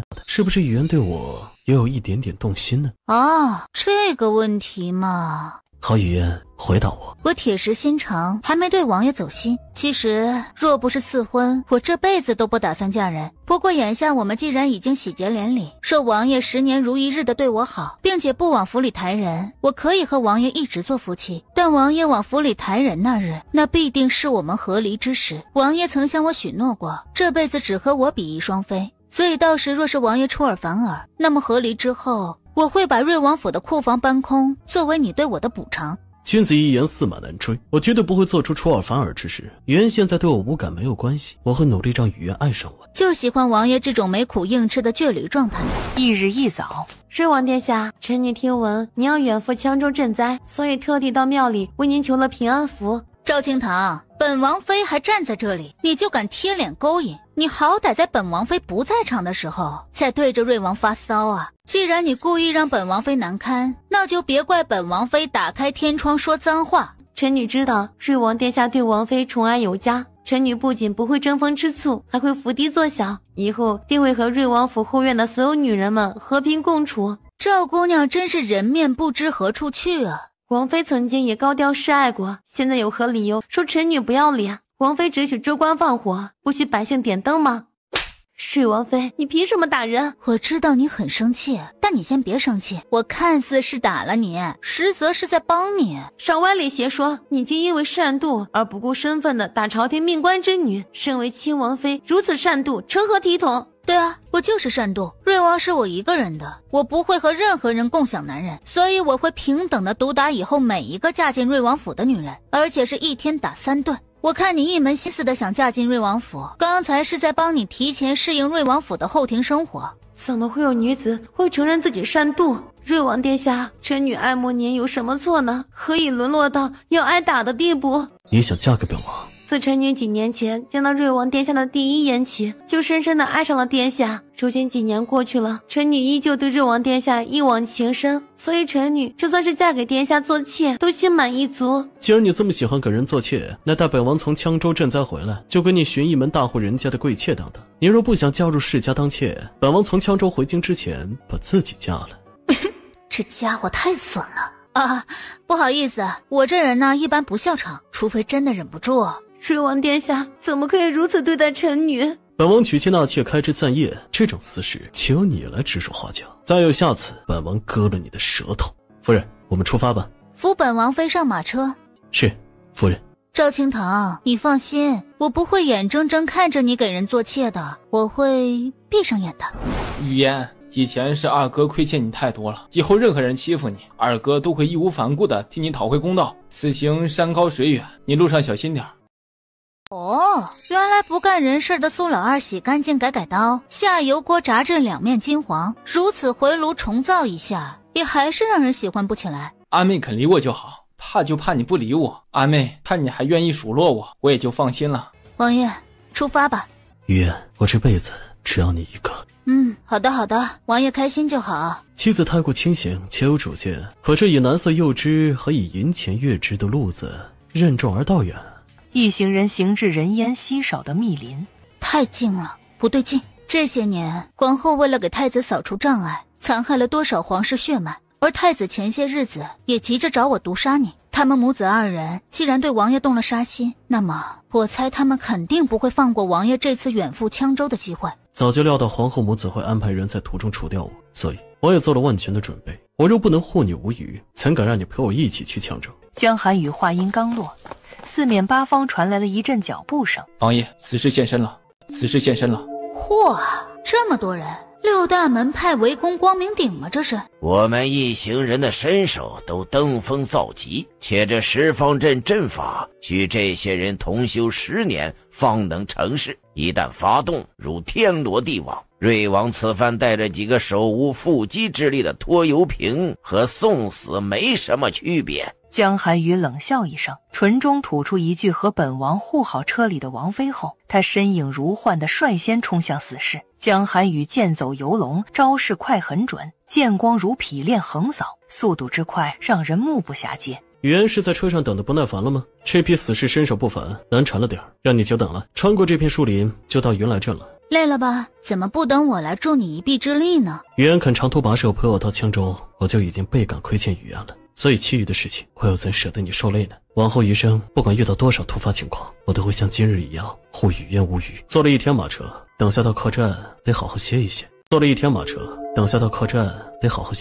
客栈内，王爷今天早上对赵清潭那般，可谓是杀人诛心啊！他那家世，若是去给人做妾，他们家族的脸面还要不要了？所以呢，赵清堂肯定会在我们从羌州回来之前，就会赶紧找个门当户对的嫁了。我向来不是一个好脾气的，不可能再给他挑衅语言的机会。父皇后宫那些女人为了争宠的毒辣手段，我这些年见得太多了，快刀斩乱麻才不能够给语言添堵。等我们从羌州回来，他这孤注一掷还没嫁，待我扳倒了太子之后，就给他寻一门好妾室，让他当妾当过瘾。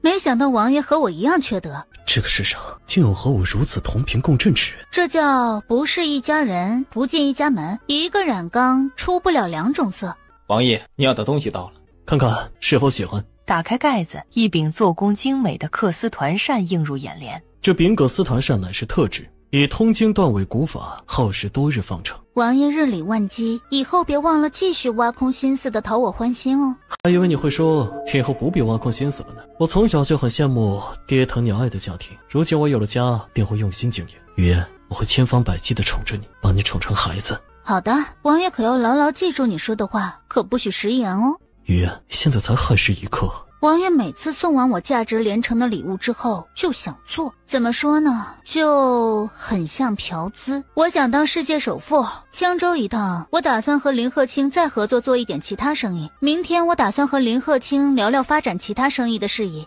所以呢，今晚不来了，因为太色的女人干不成大事儿。语言可以和我合作，我可以让你用最短的时间成为世界首富。哦，是吗？王爷的麾下是有不少富商吗？我创办了无相阁。言落，他与他讲了无相阁的规模和涉及的领域。好一个深藏不露的商业帝国，这他妈要是放在现代也是全球连锁，遍布天下，无人不知的企业龙头啊！我看到克斯团扇的时候还在想，若是王爷照这个速度和标准送下去，瑞王府是不是到不了过年就得卖了还债？送你的这点东西对于我而言是9牛1毛。王爷愿意把钱花在我身上吗？我可以把我的私人印章给你，有了它，你能够调令无相阁的所有人和所有钱。王爷早说自己这么有钱呢！从现在开始，王爷可以结束单方面的谈恋爱了，因为我要和王爷谈一场双向奔赴的恋爱。王爷，我们会有钱人终成眷属的，与其自己干大事，不如办干大事的男人。言落，他一个翻身俯身，然后印上他的唇。王爷，好好。一夜欢愉过后，精疲力尽的苏雨嫣趴在江寒雨的身上。我好喜欢。辛苦雨嫣了，我抱雨嫣去沐浴吧。从王爷杀康王可以看出，王爷是个有仇必报的人，所以太子此番对王爷痛下杀手一事，想必王爷已经想好了怎么对付太子了吧？已经计划好了。我也有一个计划，从太子打算利用皇后之位来诱我去毒杀王爷，不难看出他和残害了无数皇嗣的皇后是一丘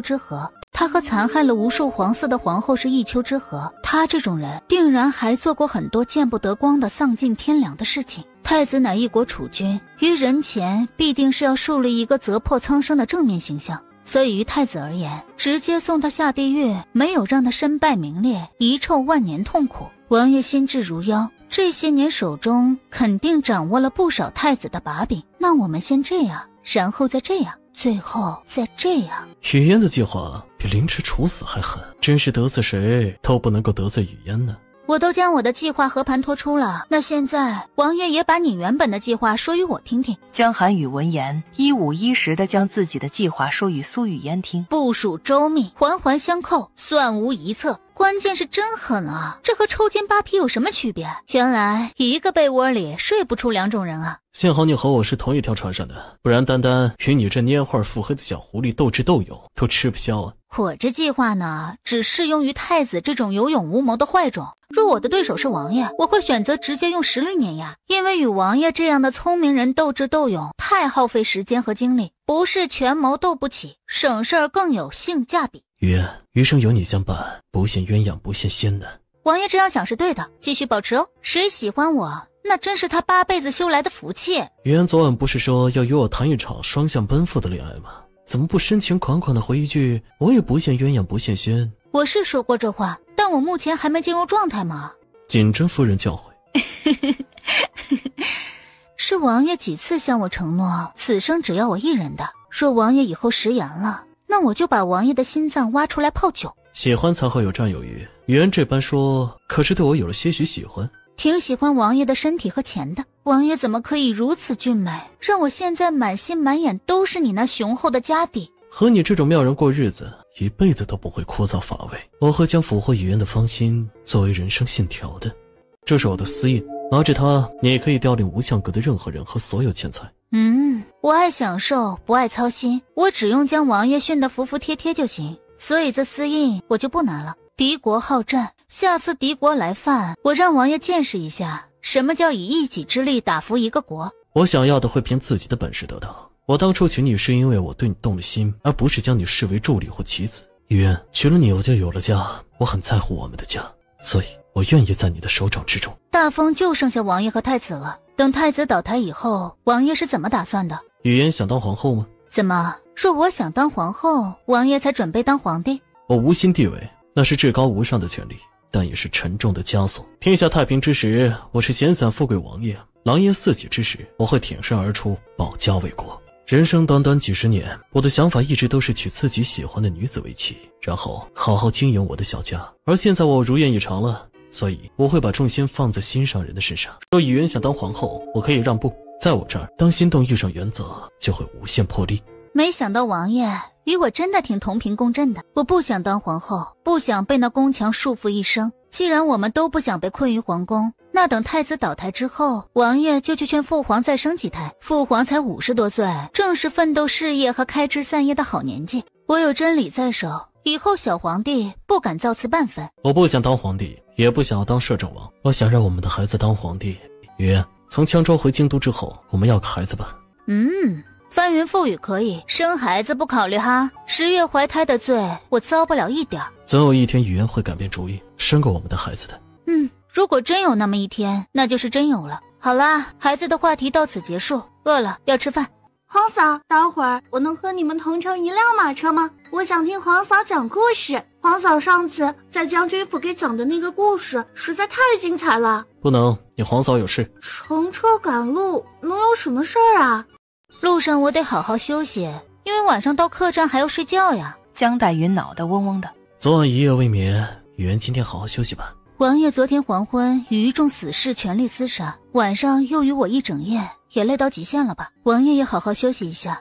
无生之幸，得遇斯人。展开说说，有多荣幸？至少1000字打底哦。雨嫣入睡不是向来都很快吗？这叫我可以入眠，但娱乐精神，不眠不休。好，雨嫣，睡一会儿吧，我不再说话惹你清梦了。这次是真睡了。那张俊美无愁的脸上写着对妻子毫不掩饰的热爱。翌日一早，王妃，您这里有助眠的药吗？能不能卖给属下一些？怎么这么没精打采的，跟被吸了阳气一样？属下一直都很招蚊子，昨晚跟蚊子大战了一宿，所以才……最后呢？你把那些蚊子都拍死没？最后打成了平手，他没吃饱，我没睡好。你和凌云不是住一个客房吗？你怎么不让他帮你打蚊子？王妃明鉴啊，不是属下不帮他打蚊子，而是凌风他自己不让属下帮。他说2个打1个，胜之不武，他不干这种以多欺少的事儿。能，我也招蚊子，所以驱蚊香囊不离身。有了它，你以后不用再和蚊子大战一宿了。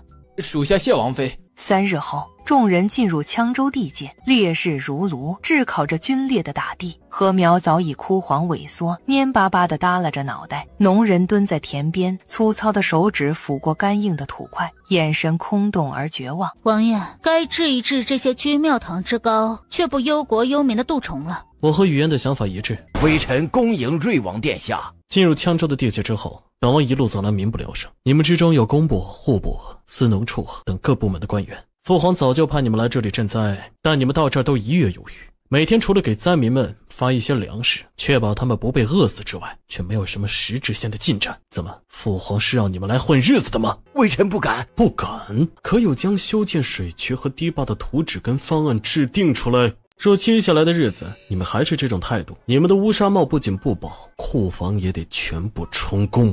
微臣知错，还请瑞王殿下开恩呐！微臣接下来一定谨遵瑞王殿下教诲。江寒雨冷着脸问了官员这里的详细情况后，吩咐凌云是否已经准备就绪了。羌州以及周围地带的无相阁全体成员已按王爷的指令集结完毕。方明远，你带着工部的官员以最快的速度给本王出一套在羌州地界内挖建沟渠快速引水的方案。本王通过方案后，你带着羌州大大小小的官员和本王的无相阁成员，每天除了继续给百姓发粮之外，开始组建灾民修建水渠、堤坝等水利工程来以工代赈。这可是你们唯一一次将功赎过的机会。无相阁竟然是王爷麾下的，王爷果然智慧无双啊！这样既解决了羌州就业，让灾民获得报酬，又改善当地水利条件，也为后续农耕做准备。之前康王贪墨的赈灾款被他挥霍一空收不回来，而国库空虚，所以组织灾民修建水渠、堤坝的钱就由本王来出。修建水渠的事宜越快越好，给自愿与修建水利的百姓们工钱多发，而且得是日结。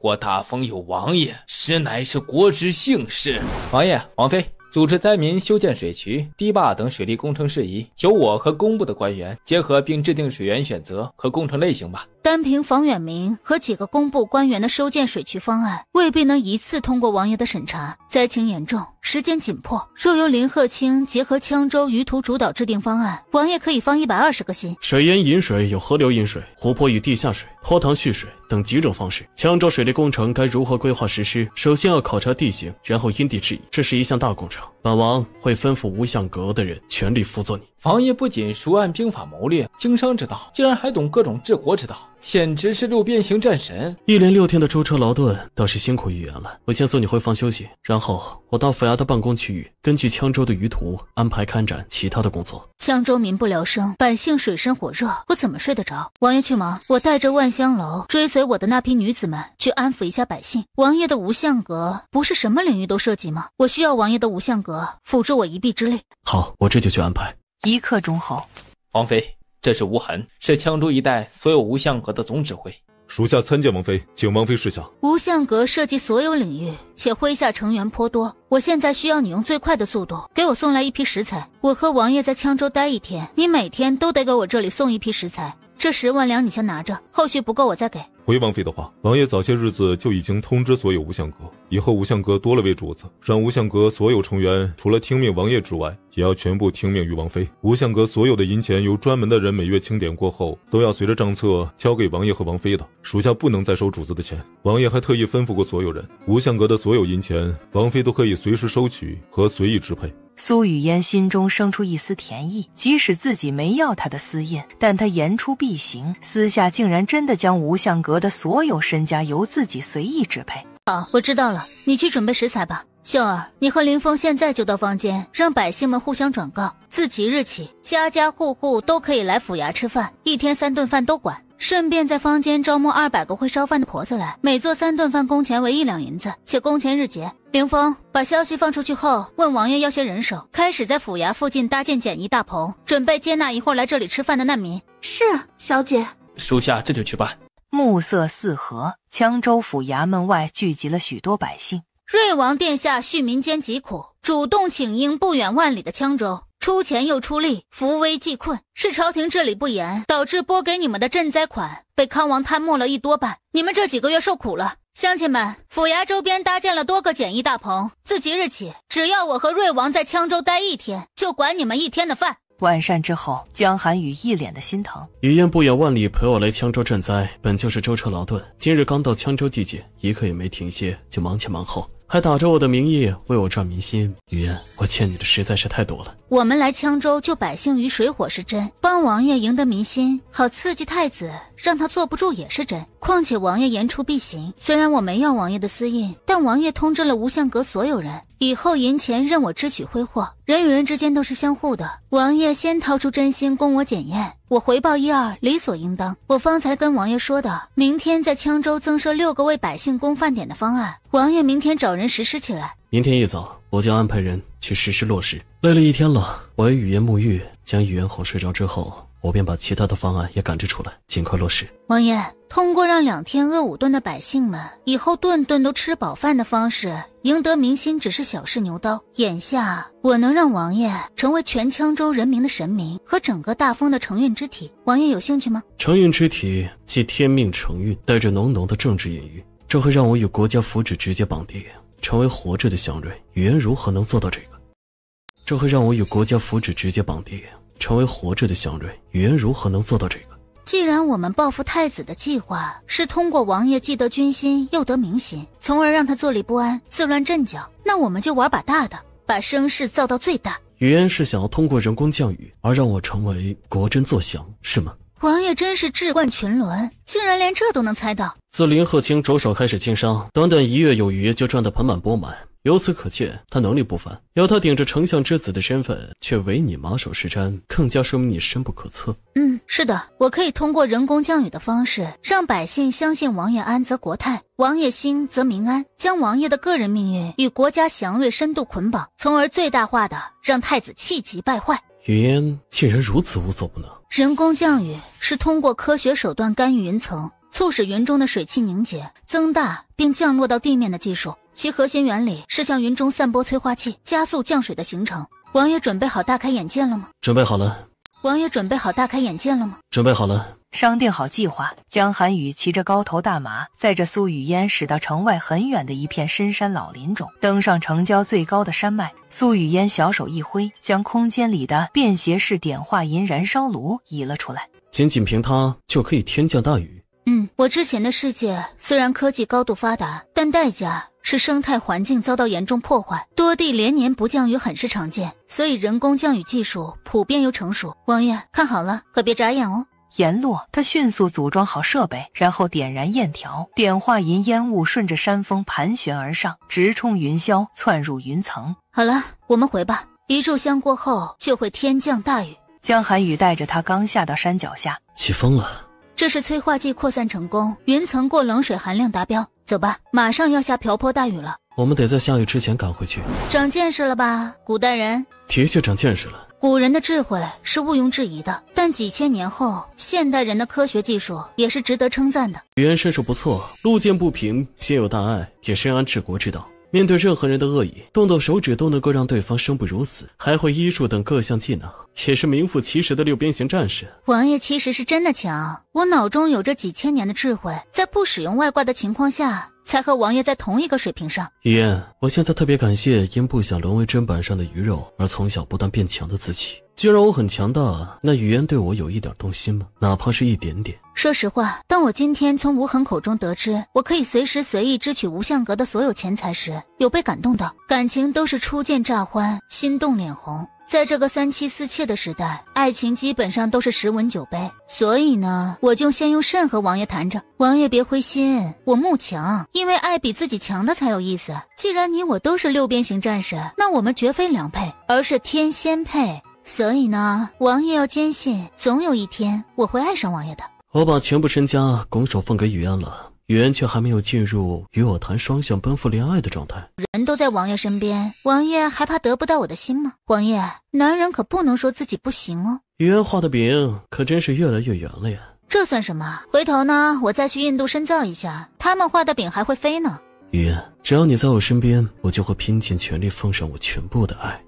这才对嘛！不要老是纠结我爱不爱你，而是要学会满足我给你画饼。这世上那么多人，我只给王爷画饼，而不给其他男人画饼，对王爷来说，这又何尝不是一种胜利呢？语言说的对，以后呢，我也会不断进步，并献上我所有的忠诚。我就喜欢王爷这种没苦硬吃的精神。听着屋外的雨声，苏雨嫣转身看向身旁的江寒雨。和古人讲科学，他们可能会骂我，但和古人讲玄学，他们会五体投地直。所以我们该进行下一步了。虽然话糙理不糙，但这话也太糙了点。这场雨大概会持续2到3个时辰，所以王爷现在可以着手安排人去大肆传播瑞王乃云气所中，是承运之体的谣言了。造谣这个东西既讲究先入为主，也讲究自己来造，因为别人造的我不太放心。这世界怎么会有雨嫣这般鲜活有趣的人？那是，和我在一起，你不仅不会感到无聊，还可以延寿，因为开心是人体最好的良药。所以我刚借尸还魂穿越过来强了王爷，那是王爷你几辈子修来的福气。这世间却没人能说过你这张诡辩无敌的嘴。谁敢惹我？我这张嘴正常发挥，能把他对到口吐白沫；若是我超常发挥，能把他送到他太奶身边。是谁送你来到我身边？见过光的人又怎么能够忍受黑暗？雨嫣，我已经失去了母亲，我的人生中绝对不能够再失去你。雨罢，一番唇枪舌战后，江寒雨的呼吸乱了。雨嫣数日舟车劳顿辛苦了，我把你哄睡之后，就去安排造谣之事。好。将妻子哄睡，江寒雨起身下榻，先入为主地安排人去造谣。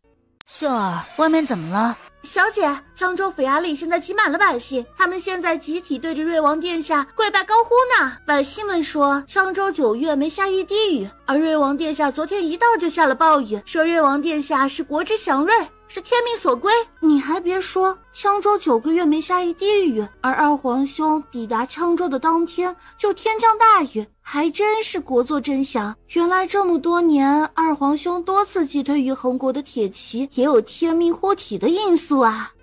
果然跟古人讲玄学比讲科学好使得多。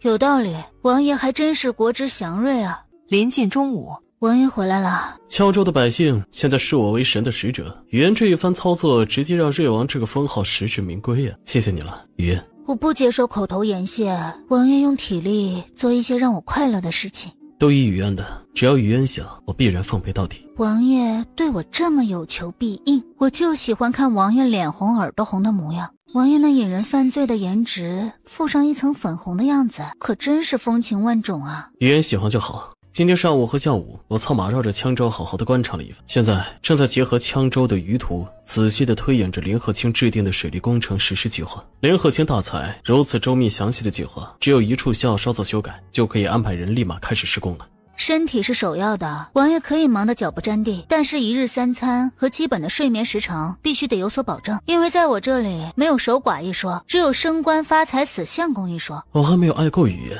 怎么会死？我把我需要修改的地方披附在旁边就睡。为了防止语言被我这张淬了毒的小嘴给毒死，我自愿与语言共毒分毒。话毕，他含住苏雨嫣唇瓣亲吻起来。好语言，以后若是再有臣子想方设法的把女儿献给我，他最低是个抄家流放。真的？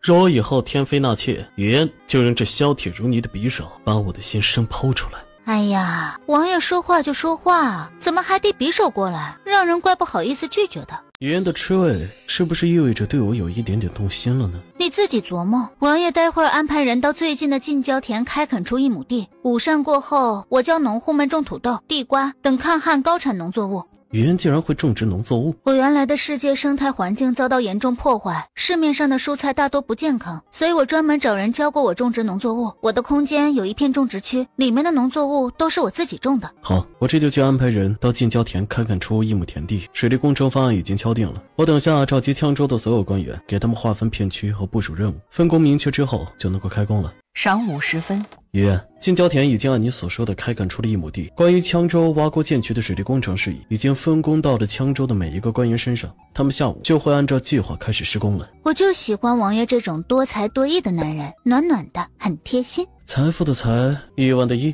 王爷都摸清楚我的套路了。语言，大风有你，运之昌隆，我能娶你为妻，月夕幸喜。别光嘴上月夕幸喜啊，王爷用实际行动给我点难色尝尝呀。我这人吧，没什么特色，但特色你懂我意思吧？王爷好纯情啊，你我之间都有过好几次了，却还是因我的三言两语面红耳赤。好啦，不逗你了，既然一切步入正轨，我有件正事要与王爷说。大封皇室就剩下你和太子2个皇子，等我们把太子送走后，就只剩王爷了。而且59岁的父皇哪里还生得了孩子？所以王爷就成了这万里江山唯一的继承人。王爷既然把命都交到我手里了，那天下万民也都是我的子民。穷人家的孩子上不起私塾是普遍现象。王爷可能不知道，皇后召我入宫那次，我坑了皇后200万两银票，我准备拿出来一部分给这里的孩子们盖个学校，请些夫子，让所有的孩子们都能读到书，让读书不再只是富人的权利。语言的钱留着小事消遣，盖学校的钱和人我来出。我已经把与羌州接壤的林州和越州地界无相阁的全部人手调遣过来，救羌州百姓于水火。语言既然想要盖学校，我从其他地界的无相阁再调派一些人手过来。好，既然王爷对我言听计从，那这大封的江山姓江而不姓苏，所以王爷为自己的子民花些钱理所应当。只要你在我身边，你的一切开支安全由我来出。大封想要越来越好，就必须得普及教育。我和林鹤清优秀又能干，就是因为受到了祖国良好的教育。语言有颠覆这个世界的能力，所以我知道语言原来生活的世界远远比这片大陆要发达得多。况且语言心系百姓，高风亮节，我听语言的准没错。王爷有这觉悟，大封一定会成为这片大陆经久不衰的王朝。语言曾经明确的说过不想要当皇后，而我也同语言说过自己无心地位，但语言刚刚又说父皇的年纪生不了孩子了，所以语言方才那话的意思不是打算以后直接让我们的孩子当皇帝。语言这是肯生一个我们的孩子了吗？父皇总有干不动退位的那天，既然我都离皇位那么近了，那么生个孩子来继承这万里江山也是个不错的选择。不过我今天才刚刚萌生了这个念头，至于最后到底要不要生，什么时候生，就看王爷的表现了。我会想方设法，我尔会心欢颜，让语言生一个我们的孩子的。我拭目以待。光阴似箭，日月如梭，一眨眼3个月过去了。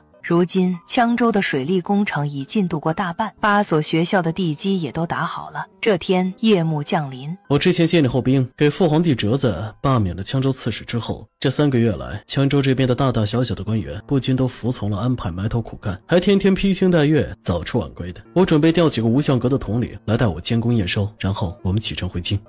所有人拧成一股劲儿的干一件事情，进度就是快啊。但林鹤清一门心思的想要青史留名，十有八九会留下来，将羌吴的水利工程和学校事宜忙完才回。至于沁月和黛玉，我明天问问他们的意思。好，语言凝思什么呢？既是奉皇命而来，王爷回京肯定要到御前述职，那么这次贡献颇多之人得记录在册。我们以后2天命羌州主簿和护曹写镇宅公祭册的时候，会把语言说的这些都写进去。后2天写镇宅公祭册的时候，会把语言说的这些都写进去。语言该睡觉了。王爷快收起你那勾栏的做派，今晚不来，因为明天有件大事要忙。语言明天要忙什么呀？既然我们准备启程返京了，当然是要给父皇带份能让龙颜大悦的大礼啊！王爷此番在羌州又是承运之体，又是万民朝拜，又是免费给所有百姓发种子和秧苗，还为孩子们盖学校，如此造势，可以说是让羌州的每一个男女老少都承着你天大的恩情。虽然你是亲王，且有皇祖母护着，但是父皇还在位呢。既然你彻底得到了羌州的民心，我们也将这份民心带回京献给父皇，让他老人家也得到羌州的民心。你在羌州一下子搞这么多政绩在身，回京之后太子肯定气疯了，他和皇后免不了到父皇面前上眼药。咱们不管父皇心中到底对丰功伟绩的你怎么想，咱们把这丰功伟绩也给父皇头上扣一份，肯定万无一失。语言这是打算明天去找百姓做一卷万民担心录给父皇带回京。王爷真是冰雪聪明，既然管不住别人的嘴，那就把父皇也拉下水。这样一来，王爷羌州一行既实实在在地赢了民心，回京之后也会实实在在地赢得军心。王爷在羌州自掏腰包地花了很多钱，如此一来就直接把利益最大化咯。语言聪慧过人，无人能及。语言这一心为我谋划的模样，也令我无比动容啊！王爷，我们成婚多久了？179天2个时辰1刻钟。王爷不仅记着我们在一起的时时刻刻，也在这179天2个时辰1刻钟里，事事以我为先，把我当孩子一样宠着。所以我回报王爷一二也是理所应当的，毕竟爱是相互的。以后王爷出门要多穿一些，且捂得严实一些。这是为何？我听秀儿说，自打王爷几个月前在百姓面前说出爱妻者风生水起，亏妻者百财不入的话后，不仅羌吴坊间所有的女子都对王爷赞不绝口，现在全国女子都对王爷赞声如潮。王爷一下子就成了全国所有女人的理想型。你本就身份尊贵，且手握兵符，又俊美无双，恍若天神，若是出门在外被人狂追，我也帮不了你，毕竟我不得违背妇女的意愿。我出门在外向来冷着脸，且有林峰和林允2个带刀侍卫跟着，没有人敢近我的身。我只有在语言面前才会是这般的姿态和做派。初次见面时，王爷确实凶神恶煞，一言不合就冷着脸摸出匕首抵在我的大动脉上。你这生人勿近的冰山气场，也只有我这种外挂癫子才敢靠近，并在你头上吃喝拉撒睡。就这样，2人相视而笑，笑的是感动，是默契，是安然。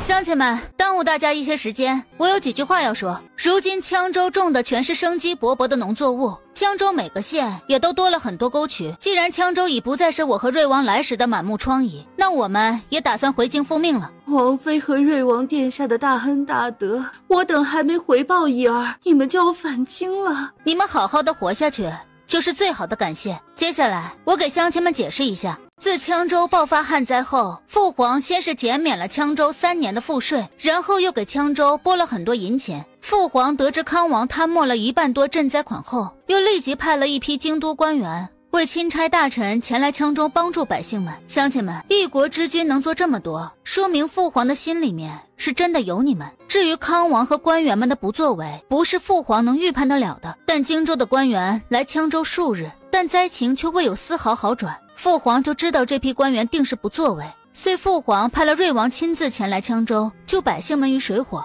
康王贪没赈灾款，导致饿殍遍地，毁了无数家庭，已经被瑞王亲手杀之。乡亲们，历朝历代作践百姓、压榨百姓的帝王大有人在，而我大封的皇帝是一个心系百姓的明君，父皇心里面是真的有你们的。我和瑞王此番在羌州做的所有事情，也都是在奉皇命行事而已。父皇万岁万岁万万岁！乡亲们，可愿将心里话写给皇上看看，让他们看看咱们羌州百姓的心意和谢意。接下来的景象，连苏雨嫣都有些动容。直到月上中天，30丈长的画轴已经写满了字，密密麻麻的字迹，极简哀哀。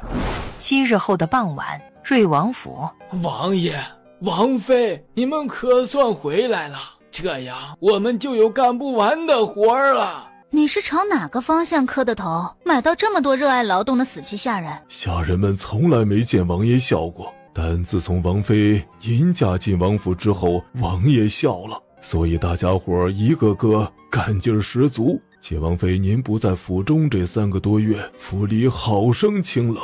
你们好好干，因为只要肯吃苦，就有吃不完的苦。多谢王妃，王妃配享太妙。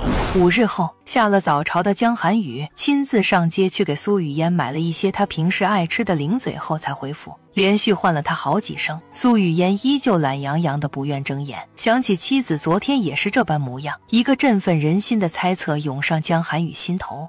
雨嫣，夫君回来了。雨嫣有没有发现自己这2天格外的嗜睡啊？苏雨嫣自己为自己号了号脉，是喜脉。虽然这2天格外嗜睡，但也只是猜测。昨天自己给自己号脉的时候，还没摸到喜脉。尘埃落定时，孩子来了。我们的孩子来得很是时候。雨嫣有没有想要的却还没有得到的？有的话同我说，我都给你。我想要的，王爷已经都给我了。整个孕期我都会将雨嫣照顾得很好的。我的确需要被好好照顾。5时末刻，林鹤清、苏湛、江沁月和江黛云归来，他们第一时间去了瑞王府。我和王爷回京的当天，就到御前详细说了你们的功绩，父皇自有裁决。长途跋涉回来很累吧？要好好休息。把一切事情办妥后的回程路上，我们休息的时间比赶路的时间多，不然也不会这么久才回京。聊了1刻钟，几人离开。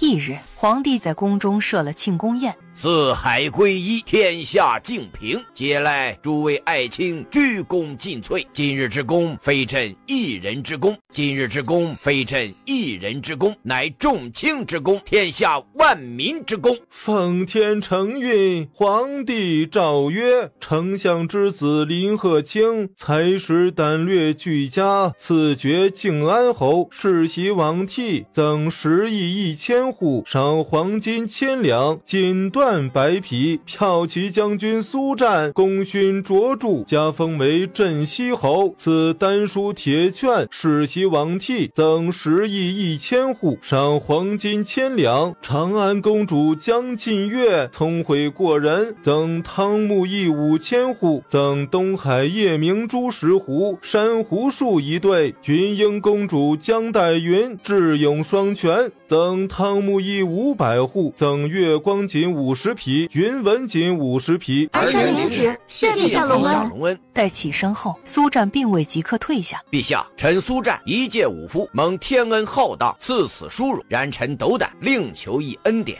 臣斗胆另求一恩典。臣倾慕长宁公主已久，恳请陛下赐婚，允臣以余生护持公主殿下，永结同心。陛下，臣林鹤清亦愿以此战博功，冒昧恳请天恩。臣与云英公主志趣相投，臣倾心云英公主已久，矢志不渝，万望陛下成全，赐婚于臣与云英公主。好，很好，双喜临门。朕今日便成全这2对佳偶，准卿所奏，择吉日完婚。金殿之上，恩宠与良缘同时降临。玉儿啊，朕老了，干不动了，准备不日便下诏将皇位传给你。父皇老当益壮，也正是拼搏的时候。您现在是千古一帝，应该励精图治，奋发图强才对。江怀瑾为了皇位毫无下限，你倒好，朕主动传位于你，你不愿当皇帝就算了，还给朕灌鸡汤。历朝历代的君王，哪个不想要称霸这一片大陆？但千百年来，只有您做到了，所以父皇才是真正的天命之子。且儿臣能力有限，又感情至上，如今王妃她怀了身孕，儿臣这恋爱脑一门心思的全都想着该如何照顾好的。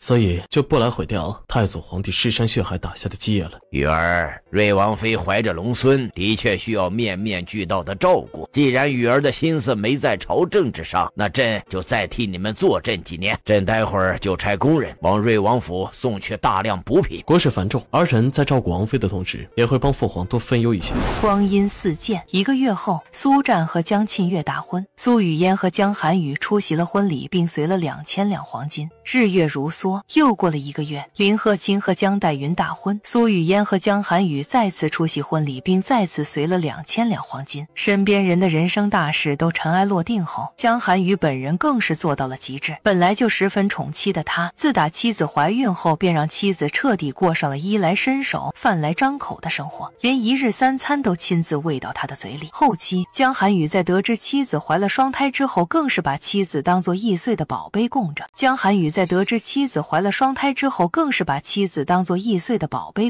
时光如白驹过隙，转眼间苏雨嫣生了，是龙凤胎。雨嫣受苦了，接下来在带孩子和教育孩子的事情上，我绝对不会让雨嫣再吃一点苦。